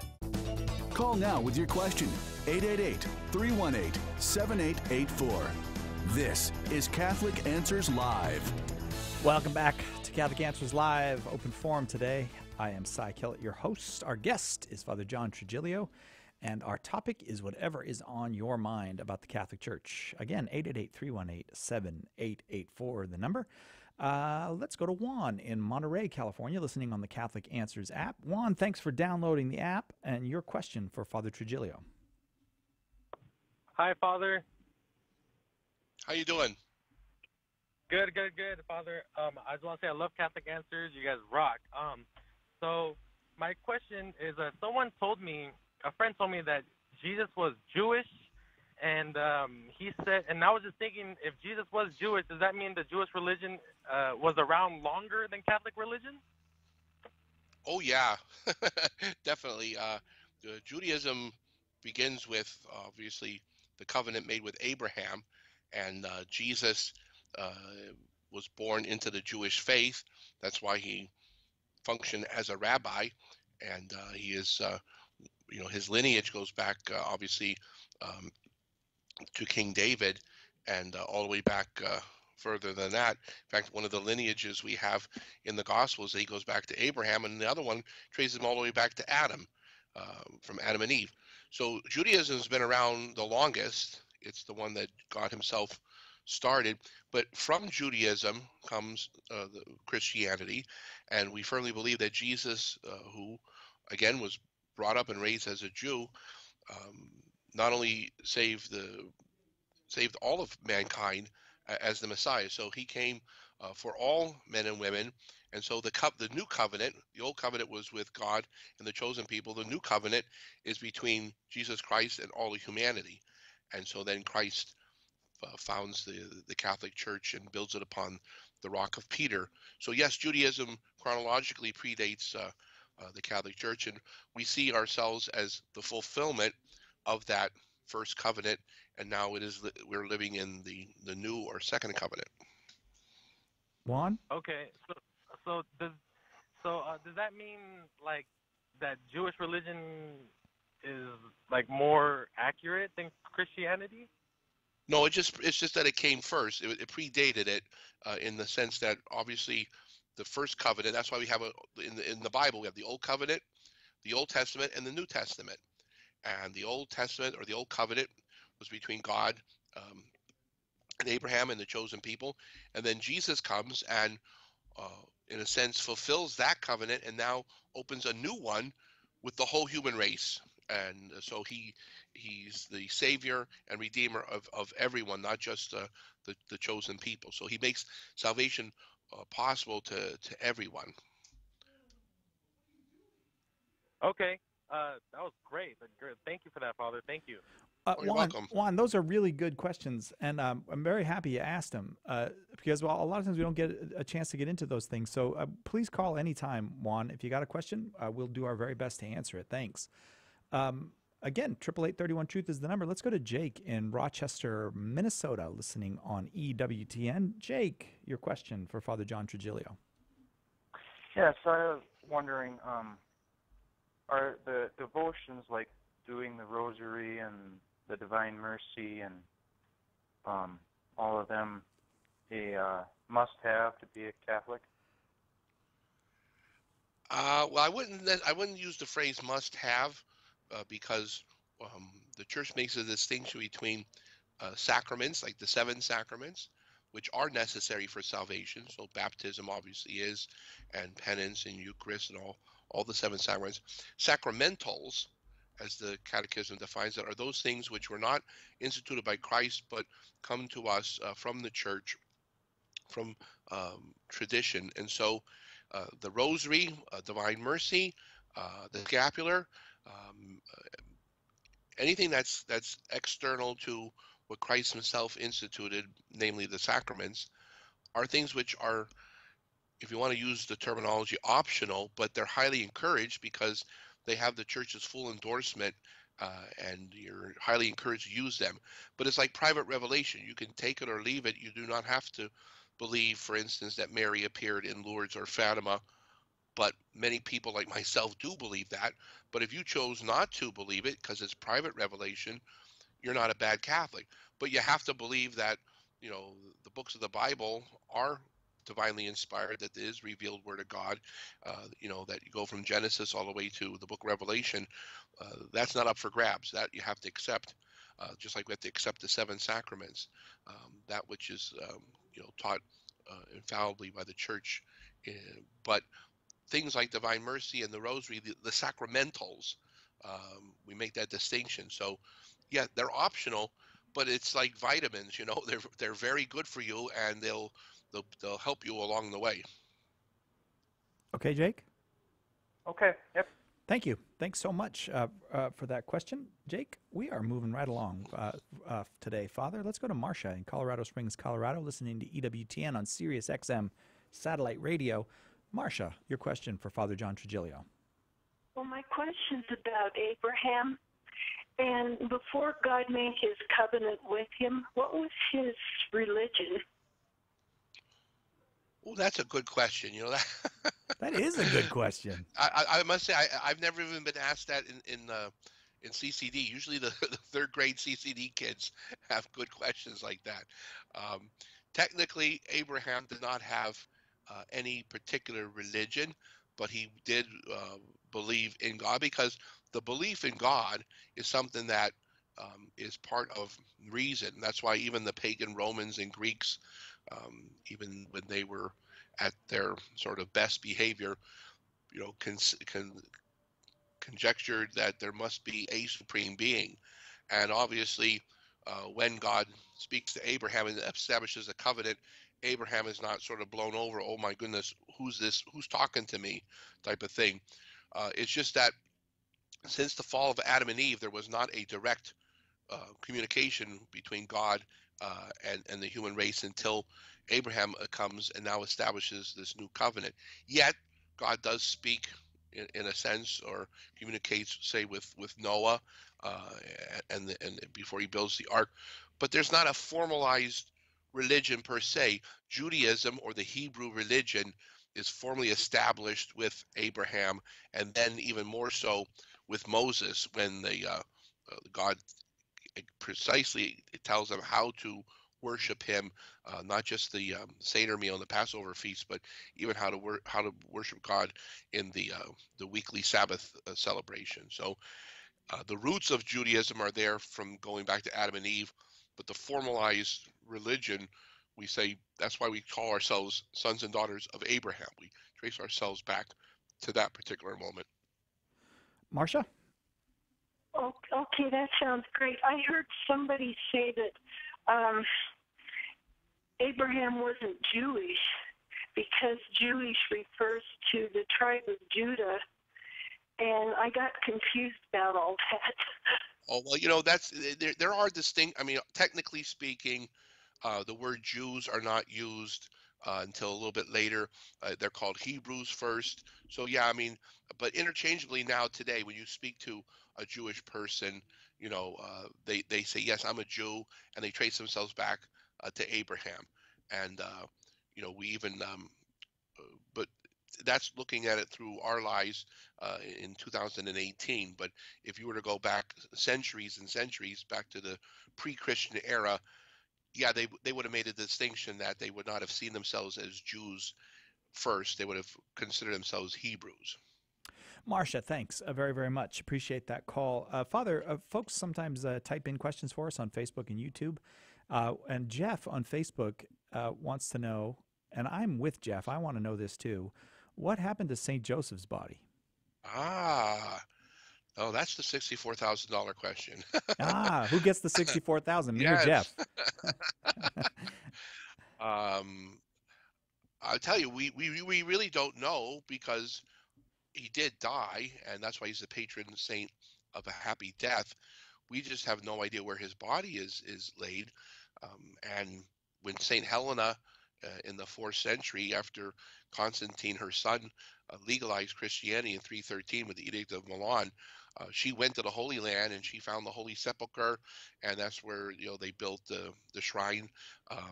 So they went to the Holy Land and found all these spots where Jesus was born in Bethlehem and where he died on Calvary and where he rose from the dead.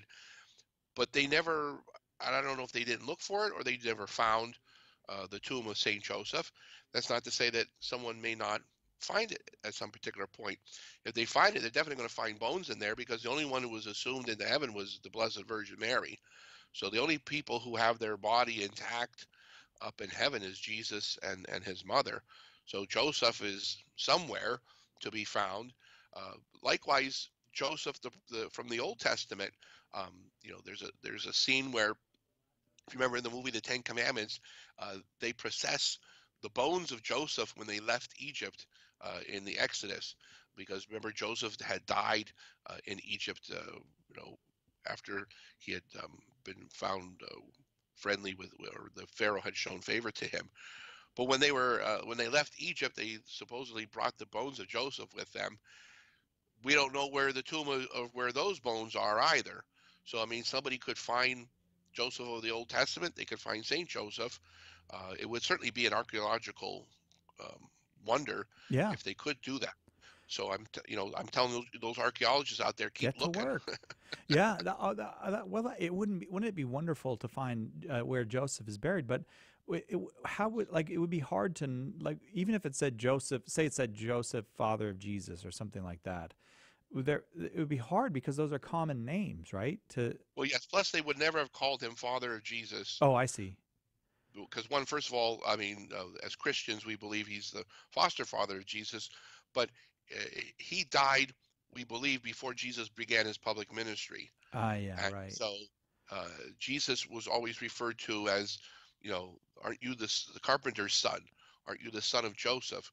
So his notoriety did not come about until the wedding feast of Cana, and Joseph is probably already gone by then. So if they find Joseph, they'll just find the name Joseph, and I doubt they would put even that his wife's name was Mary.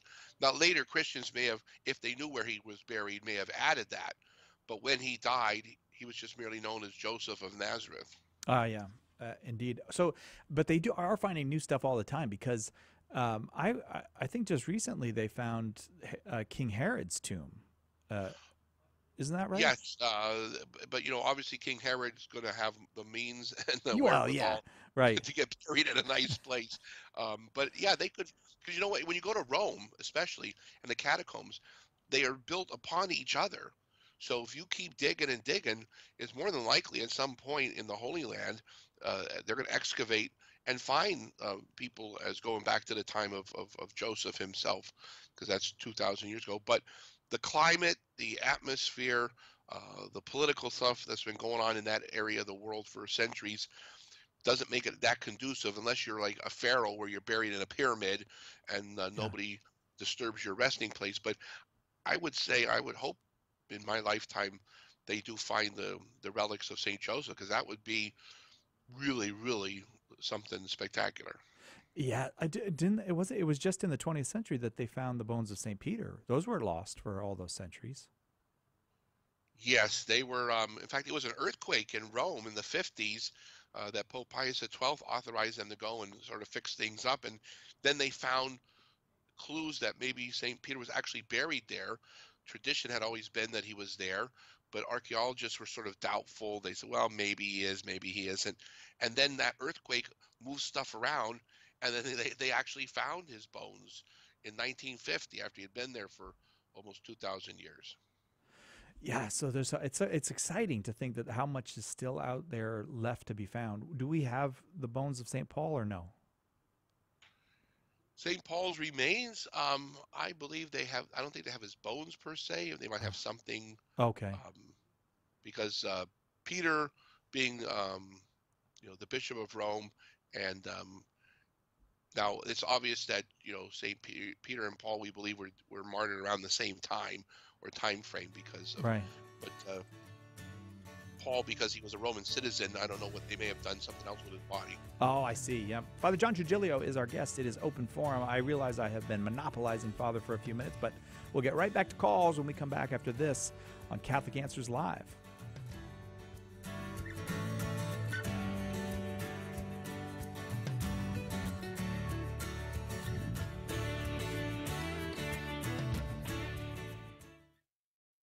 Stay with us for more Catholic Answers Live. Catholic Answers is doing it again. We're holding our 5th annual Apologetics Conference this September in beautiful San Diego, California, and we'd like to see you there. We've had a wonderful time going home all enthused. Every time we come here, it's just an incredible experience. Normally, you'd have to root through a dozen different books to get half the stuff I've learned here. These guys are so amazing. I always get so much, learn so much. I've already signed up for next year. Join us this September 27th to the 30th for a lively and inspiring conference with an all-star lineup of speakers guaranteed to jumpstart your faith. All of your favorite Catholic Answers apologists and special keynote speaker Raymond Leo Cardinal Burke. I enjoy the atmosphere and the friendliness of the people, and I'm having a great time. I love it. I love it. I'm so glad I came here. I've just learned so much. I've been a Catholic all my life. It's just been so wonderful. I love it. I want to come back every year. What does the church actually teach about same-sex attraction? If God created certain people gay, how can we say that it's sinful for them to live that way? Why should we listen to the Old Testament's condemnation of homosexuality when Jesus never said anything about it? In 20 Answers Homosexuality, you'll find smart, solid answers to these questions and many more, providing a faithful look at what the Bible, the Church, the natural law, and science have to say about same-sex attraction, and how to respond with undiluted truth and compassionate love. 20 Answers Homosexuality is part of the 20 Answers series from Catholic Answers, offering hard facts, powerful arguments, and clear explanations of the most important topics facing the Church and the world, all in a compact, easy-to-read package. Visit shop.catholic.com today and take a look at this exciting series from Catholic Answers Press.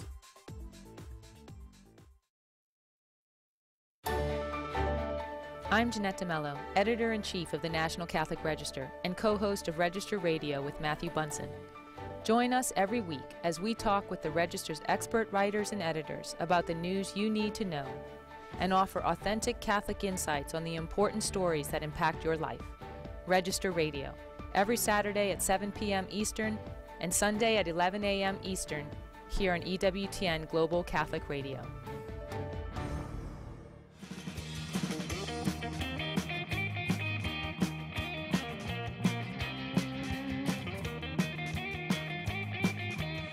That is what we call the groovy music. We wait all week for that groovy music, and we enjoy it. It's fleeting, but that's part of what makes it precious. Thanks for the groovy music, Nick.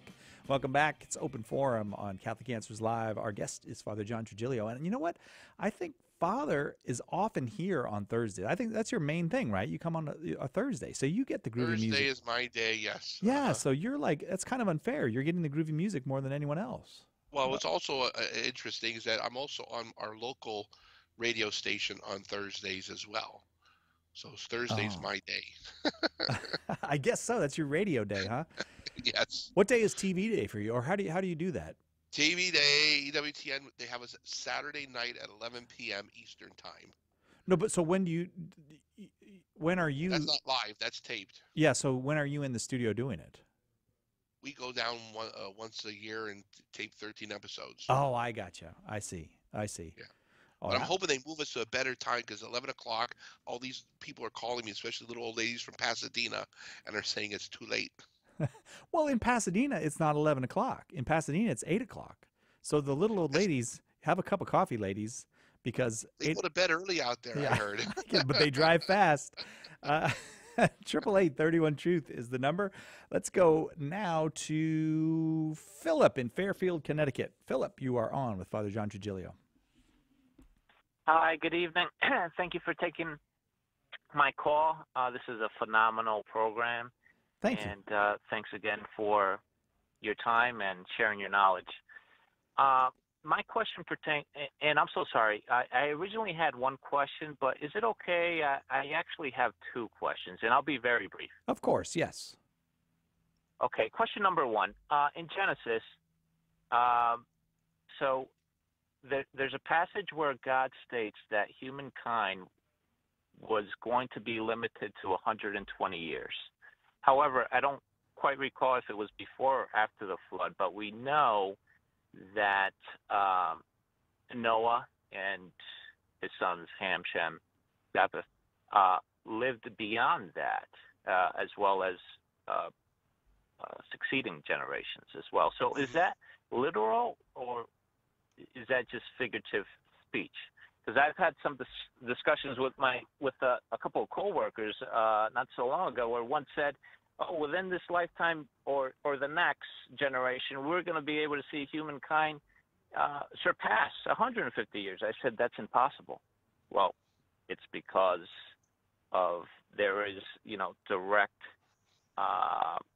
There's a direct statement from God, Yahweh Himself, that He states humankind would be limited to 120 years, and that's irrefutable. I would like to think. So that's question number one. All right, you know what? Let's do them one at a time so we don't get confused. Go ahead, Father. Will you address that? Yes. I don't think necessarily it's limited to that the life is only going to be up to 120. You can interpret it one of two ways. One, you can interpret it literally that it's going to be at least 120, so that's the minimum, or you could interpret it allegorically or metaphorically, just as when Jesus says, when your right eye causes you to sin, cut it out.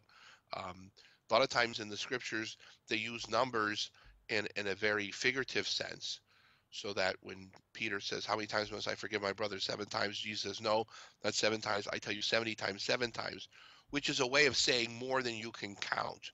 And it's not saying that Peter was slow in math class, but there are a lot of figures of speech. So you can look at it either way, but I would not say that in either context, the 120 years is meaning that mankind can only live to that amount and no more. I see. Because I didn't see, from reading it, it really begins with Moses, where he died at 120. Yes, but at no point, I don't think it says that it's 120 alone or by itself. And again, you have to go to the actual Hebrew text, and I don't think it makes it exclusive. It's not an exclusive number. Is what I'm saying, is that 120 could be interpreted as the minimum amount, or it can be considered a figurative. But I don't think it means it's an exclusive number that you can only get to 120 and no higher. Interesting. Okay. Second question, Great. Philip. Now, the novena for Pentecost, does it begin 9 days before? I was told that it begins on the 4th of May.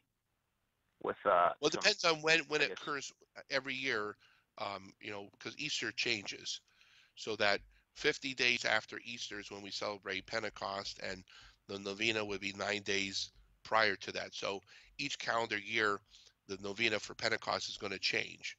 But as long as you get 9 days in before the actual celebration, at least that's how the church interprets a novena. And Pentecost is on May 20th this year is Pentecost. So you'll have to do the math, though. I have a hard, fast rule, no math on the radio. So you figure out 9 days before the 20th, and you can do it. Thanks, Philip, very much for that call. Let's go to Lily in Portland, Oregon, watching on YouTube. Lily, you are on with Father John Trigilio. Hello. Thank you for taking my question. I was wondering, because I know that it's never permitted to formally cooperate with evil, and that material cooperation is only permitted under certain circumstances. And so it seems really hard to avoid material cooperation. So I'm kind of wondering, could you help me understand that better? Sure. That's a very good question, because a lot of people, unfortunately, don't even ask that. Formal cooperation is when you willingly assent to the evil that's being done. Material cooperation is when you're only providing the means for that evil to be done, but you're internally not assenting to it. It's still not permitted to, obviously, if a terrorist asks you for materials to build a bomb and you know what he's going to do with it, you're providing material cooperation, although it's not formal because you're against it, but you're materially providing it. It's still wrong. What is allowed is not what we call proximate, which is very close, but what we call remote material cooperation in evil. And that's in which it's more than one, a couple of times removed. So for instance, you run a sporting goods store and somebody buys a weapon from you, but you have they don't tell you what they're going to do with it. You think they're going to go hunting and they commit a crime with that, or they go buy fertilizer and don't tell you they're going to build a bomb. You're not culpable of a material cooperation in evil because as far as you know, there was no crime that was going to be committed. And so your culpability in terms of remote material cooperation depends on how far removed are you from the incident and what do you know is going to be done with those material things. Would you mind if I gave an example just to ask? Sure. Mm-hmm. Okay, so what if you had a construction company or they were asked to build a store where they knew that, like a grocery store, so where a lot of good things would be sold, but some immoral things like contraceptives would also be sold. Would that be immoral for them to build the grocery store? No, it would not be immoral to build a grocery store because the primary purpose of the store is to provide something that's neutral or beneficial. The fact that they do sell things that are not acceptable in the eyes of the church, that's considered a remote material cooperation. If it was to build, say, an abortion clinic, then you'd have to say no. If you knew that that's what the building was going to be, you'd have to say no to the contract. But if you're building a building where something may happen later on, or it's a store where there may be some things sold that are not totally acceptable, that's considered a remote material cooperation. So the more imminent you are, and the question is, how dependent are they for your material sustenance? If you run a lumber store and you sell wood and somebody builds something with it, again, if they build something that's used to inflict evil upon people, and you have no idea they're going to do that, or you're the only store in town, again, there's a lot of things you need to punch into the equation as well. Is how dependent are they upon you to accomplish this task, and what do you know they're going to do with what they're going to do, and how far, say, removed are you from in terms of moral culpability. So it's something that you may need to think about and talk to, obviously, someone's spiritual director or confessor.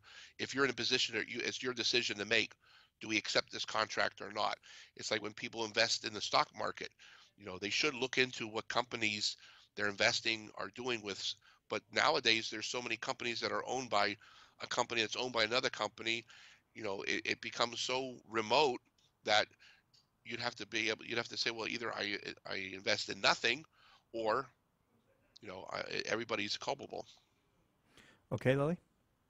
Thank you so much. That helps a lot. Oh, thank you. Thank you very much, Lily, for the call. This is one of the things about Catholic moral teaching that impresses me, but it's very difficult sometimes for people to grasp, is that there's not a one-size-fits-all answer. We have to work our way through these things to find out how remote is the cooperation, and or how proximate, and often we need help to do that. Oh, absolutely. It's like when somebody asks for a ride, whether you're a taxi cab driver, Uber driver, or just a private citizen. If you don't know where they're going or what they're going to do, where they're taking them to, there's no problem. However, you may be in not knowing taking someone to meet another person to conspire to commit a crime or grave sin, where you might have some moral constraints on. Is if you're in the business of taking people privately, you say, well, I'm not taking them to places that I know are immoral. You'd have to be the owner of the company to be able to say that. Oh, I see. I see what you're saying. Again, it's open forum today on Catholic Answers Live. Father John Trigilio is our guest. It's open forum. Lots more questions coming up right after this on Catholic Answers Live. Let us help you with your question today on Catholic Answers Live. Can you trust the basis of the Christian faith? The Christian faith is under constant attack today in numerous ways, but the attack that does the most damage is the one that asks a deceptively simple question. What if your faith is based on a myth? The skeptics come with arguments to cast doubt in numerous ways, often attacking the reliability of the New Testament and the Gospels. And the sad news is that most people don't know how to answer these charges. The good news is that there are answers to each and every one of them, good, solid answers. That's why Catholic Answers Studios has just released Jimmy Akin's new DVD, The Dawn of Christian History. With his characteristic wit and passion as a master storyteller, Jimmy takes you through an exciting detective story that reveals how history supports the Christian faith.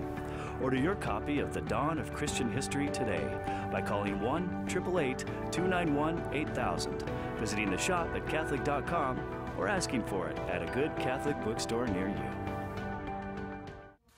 Do you enjoy tedious lectures full of facts you'll never use? We didn't think so. That's why we're launching the Council of Trent, Trent Horn's engaging new podcast. Every week, you'll get lively lessons in Catholic teaching, as well as a new conversation roadmap that will help you share your Catholic faith with anyone, anytime, anywhere. Visit TrentHornPodcast.com now to find out how you can subscribe to this exciting new podcast. Homeschool Connections, an online provider of courses for your Catholic homeschool, is a sponsor of Catholic Answers Live. Homeschool Connections website is homeschoolconnections.com. Looking for an on-fire Catholic speaker for your event? Catholic Answers speakers will inform and inspire your audience to grow in their Catholic faith. For more information on booking a Catholic Answers speaker, visit CatholicAnswersSpeakers.com today. Call now with your question, 888-318-7884. This is Catholic Answers Live. Time is flying. Welcome back to Catholic Answers Live. It's open forum today. Father John Trigilio is our guest, and there are so many questions. I'm just going to try to move through them as quickly as I can. So please excuse me if it seems like I'm being short and moving fast, but we're going to try to get as many questions as we can before the show has to end. Timothy in Kerrville, Texas, listening on Guadalupe Radio. Your question for Father. Well, I had two questions if I could, but anyways, I'll just get to the first one. I work at a very busy place, and I run into a lot of people, and whenever I run into a Jehovah's Witness, they always try to get me interested. I never am. But one of them was telling me that Christ didn't die on a cross. And I said, where did you hear that? She says, well, the ancient word stauros means stake. It never means two pieces of wood, and he died on a stake, on a standing straight up stick, not a cross. And I was just wondering if did he die on a cross? Is that true, or is that word? Okay. Ancient Greek stars. Father. I've seen that argument before, and the solution is that when you look at the text of the New Testament, and obviously the New Testament was written first in Greek, then translated into Latin, and then later on into our modern languages. The word stauros doesn't appear in the Greek text. There is a Greek word stauros that means stake, but there's the Latin word crux, which means cross. And the Romans were famous for their crucifixions, and they just didn't put people on stakes. They actually put them on crosses. And before the time of Jesus, the Romans still were very prolific. And I mean, remember it was the Spartacus, the slave that tried to have the uprising. They put crucifixes they crucified all the slaves on the Appian Way, all the way to the city of Rome, to tell the slaves never to do this again, and they didn't.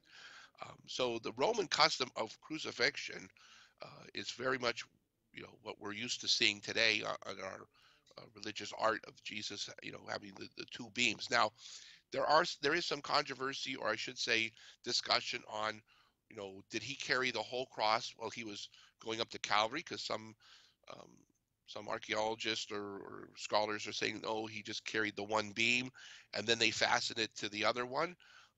But no matter what happened on the way, once he got to Calvary, he was put on the cross, which was a vertical and a horizontal beam. Okay, Timothy? Yes. Go ahead real quick with your second question. Yeah, I was just in my own personal. I was still trying to get a hold of where in the Old Testament, where's paradise, Hades, and then hell, and then heaven. I was, and then purgatory. I was trying to get that in order correctly. I guess before he died and then after. I mean, I'm confused about Hades and I guess paradise. Fair enough. Okay, well, I mean, can be confusing because the word paradise is often referred to as to where Adam and Eve dwelt in the Garden of Paradise, which was not technically heaven yet. Heaven is the place where if you see God face to face, and once you're in heaven, you can never get out. The fact that Adam and Eve sinned and were expelled from paradise tells us that, strictly speaking, paradise was not heaven. It was a place just before one gets to heaven. Hades is a Greek word for hell, and often they refer to as the hell of the dead, where the dead people would go until Jesus came and opened the gates of heaven that had been closed by the sin of Adam and Eve. In Christian parlance, we reserve the word hell now for the hell of the damned. Those are the souls who go there that are where the demons live, and that's separate from the hell of the dead, or sometimes Hades, which referred to where Abraham and Isaac and Jacob and all the people in the Old Testament went to before they could get to heaven. They had to wait for Jesus to come and redeem them. Purgatory is the place that the church refers to as the state, not necessarily a place, the state of cleansing, from the word purgatus, meaning to wash or clean. That's where the souls are prepared to go to heaven. It's Dante Alighieri in his Divine Comedy that refers to the three different levels of Paradiso, which is Italian for heaven, and then you got Inferno, which is Italian for hell, and Purgatorio, which is Italian for purgatory. So often his terminology is what people misinterpret as Catholic dogma, and it was not dogma. It was a poem written by him that incorporated Catholic teaching. But he described purgatory as sort of like the suburb of hell. And I think Father Benedict Rochelle of happy memory said, if you're going to use that kind of analogy, it's better to think of purgatory as the outskirts of heaven. You're close enough to hear everything and that, but you're not quite there yet. But it's not a place of punishment, it's a place of cleansing.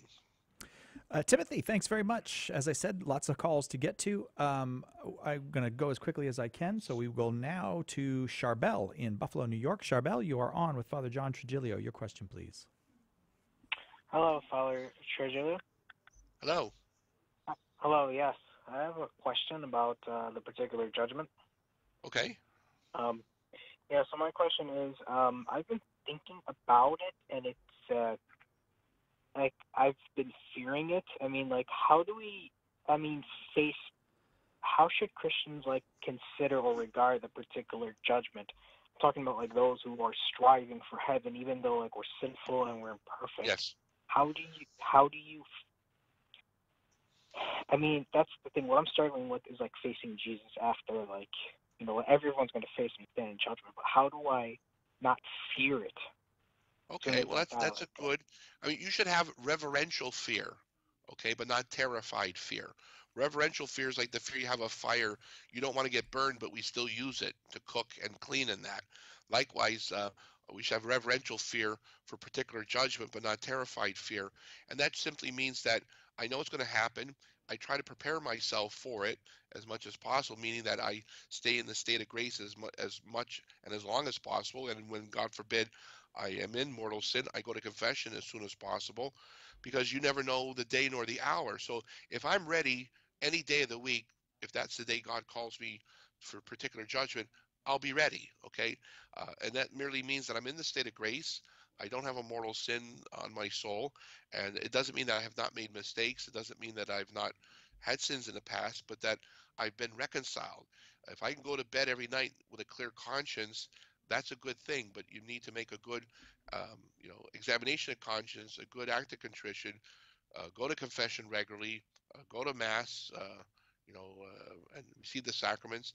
And if you live a good, virtuous life, then you don't have much to fear. It's those people who dip their toe, so to speak, in religious and spiritual life that have more to worry about, or people who don't, evaluate their moral life. Am I doing things, in accord with God's will? Am I being a good person?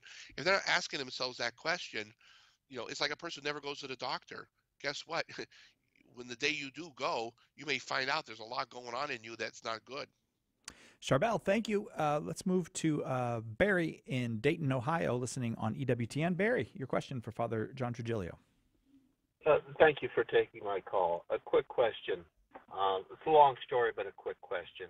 I started in RCIA at a local church, and for a number of different reasons, I had to drop out. I've gone back to the church, and I feel like I've been rebuffed or ignored by the presiding pastor.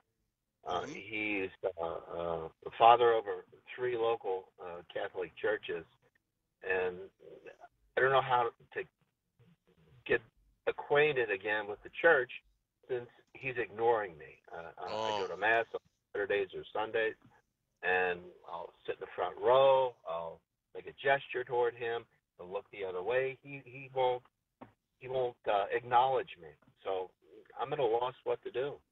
Well, I'm sorry to hear that, and I'm not going to make any excuses for any of my colleagues who, if they're acting improperly, then shame on them. But I don't know what's going on there. But I would say to you, go to another Catholic church, find a Catholic church where the priest or deacon or the parochial vicar will work with you.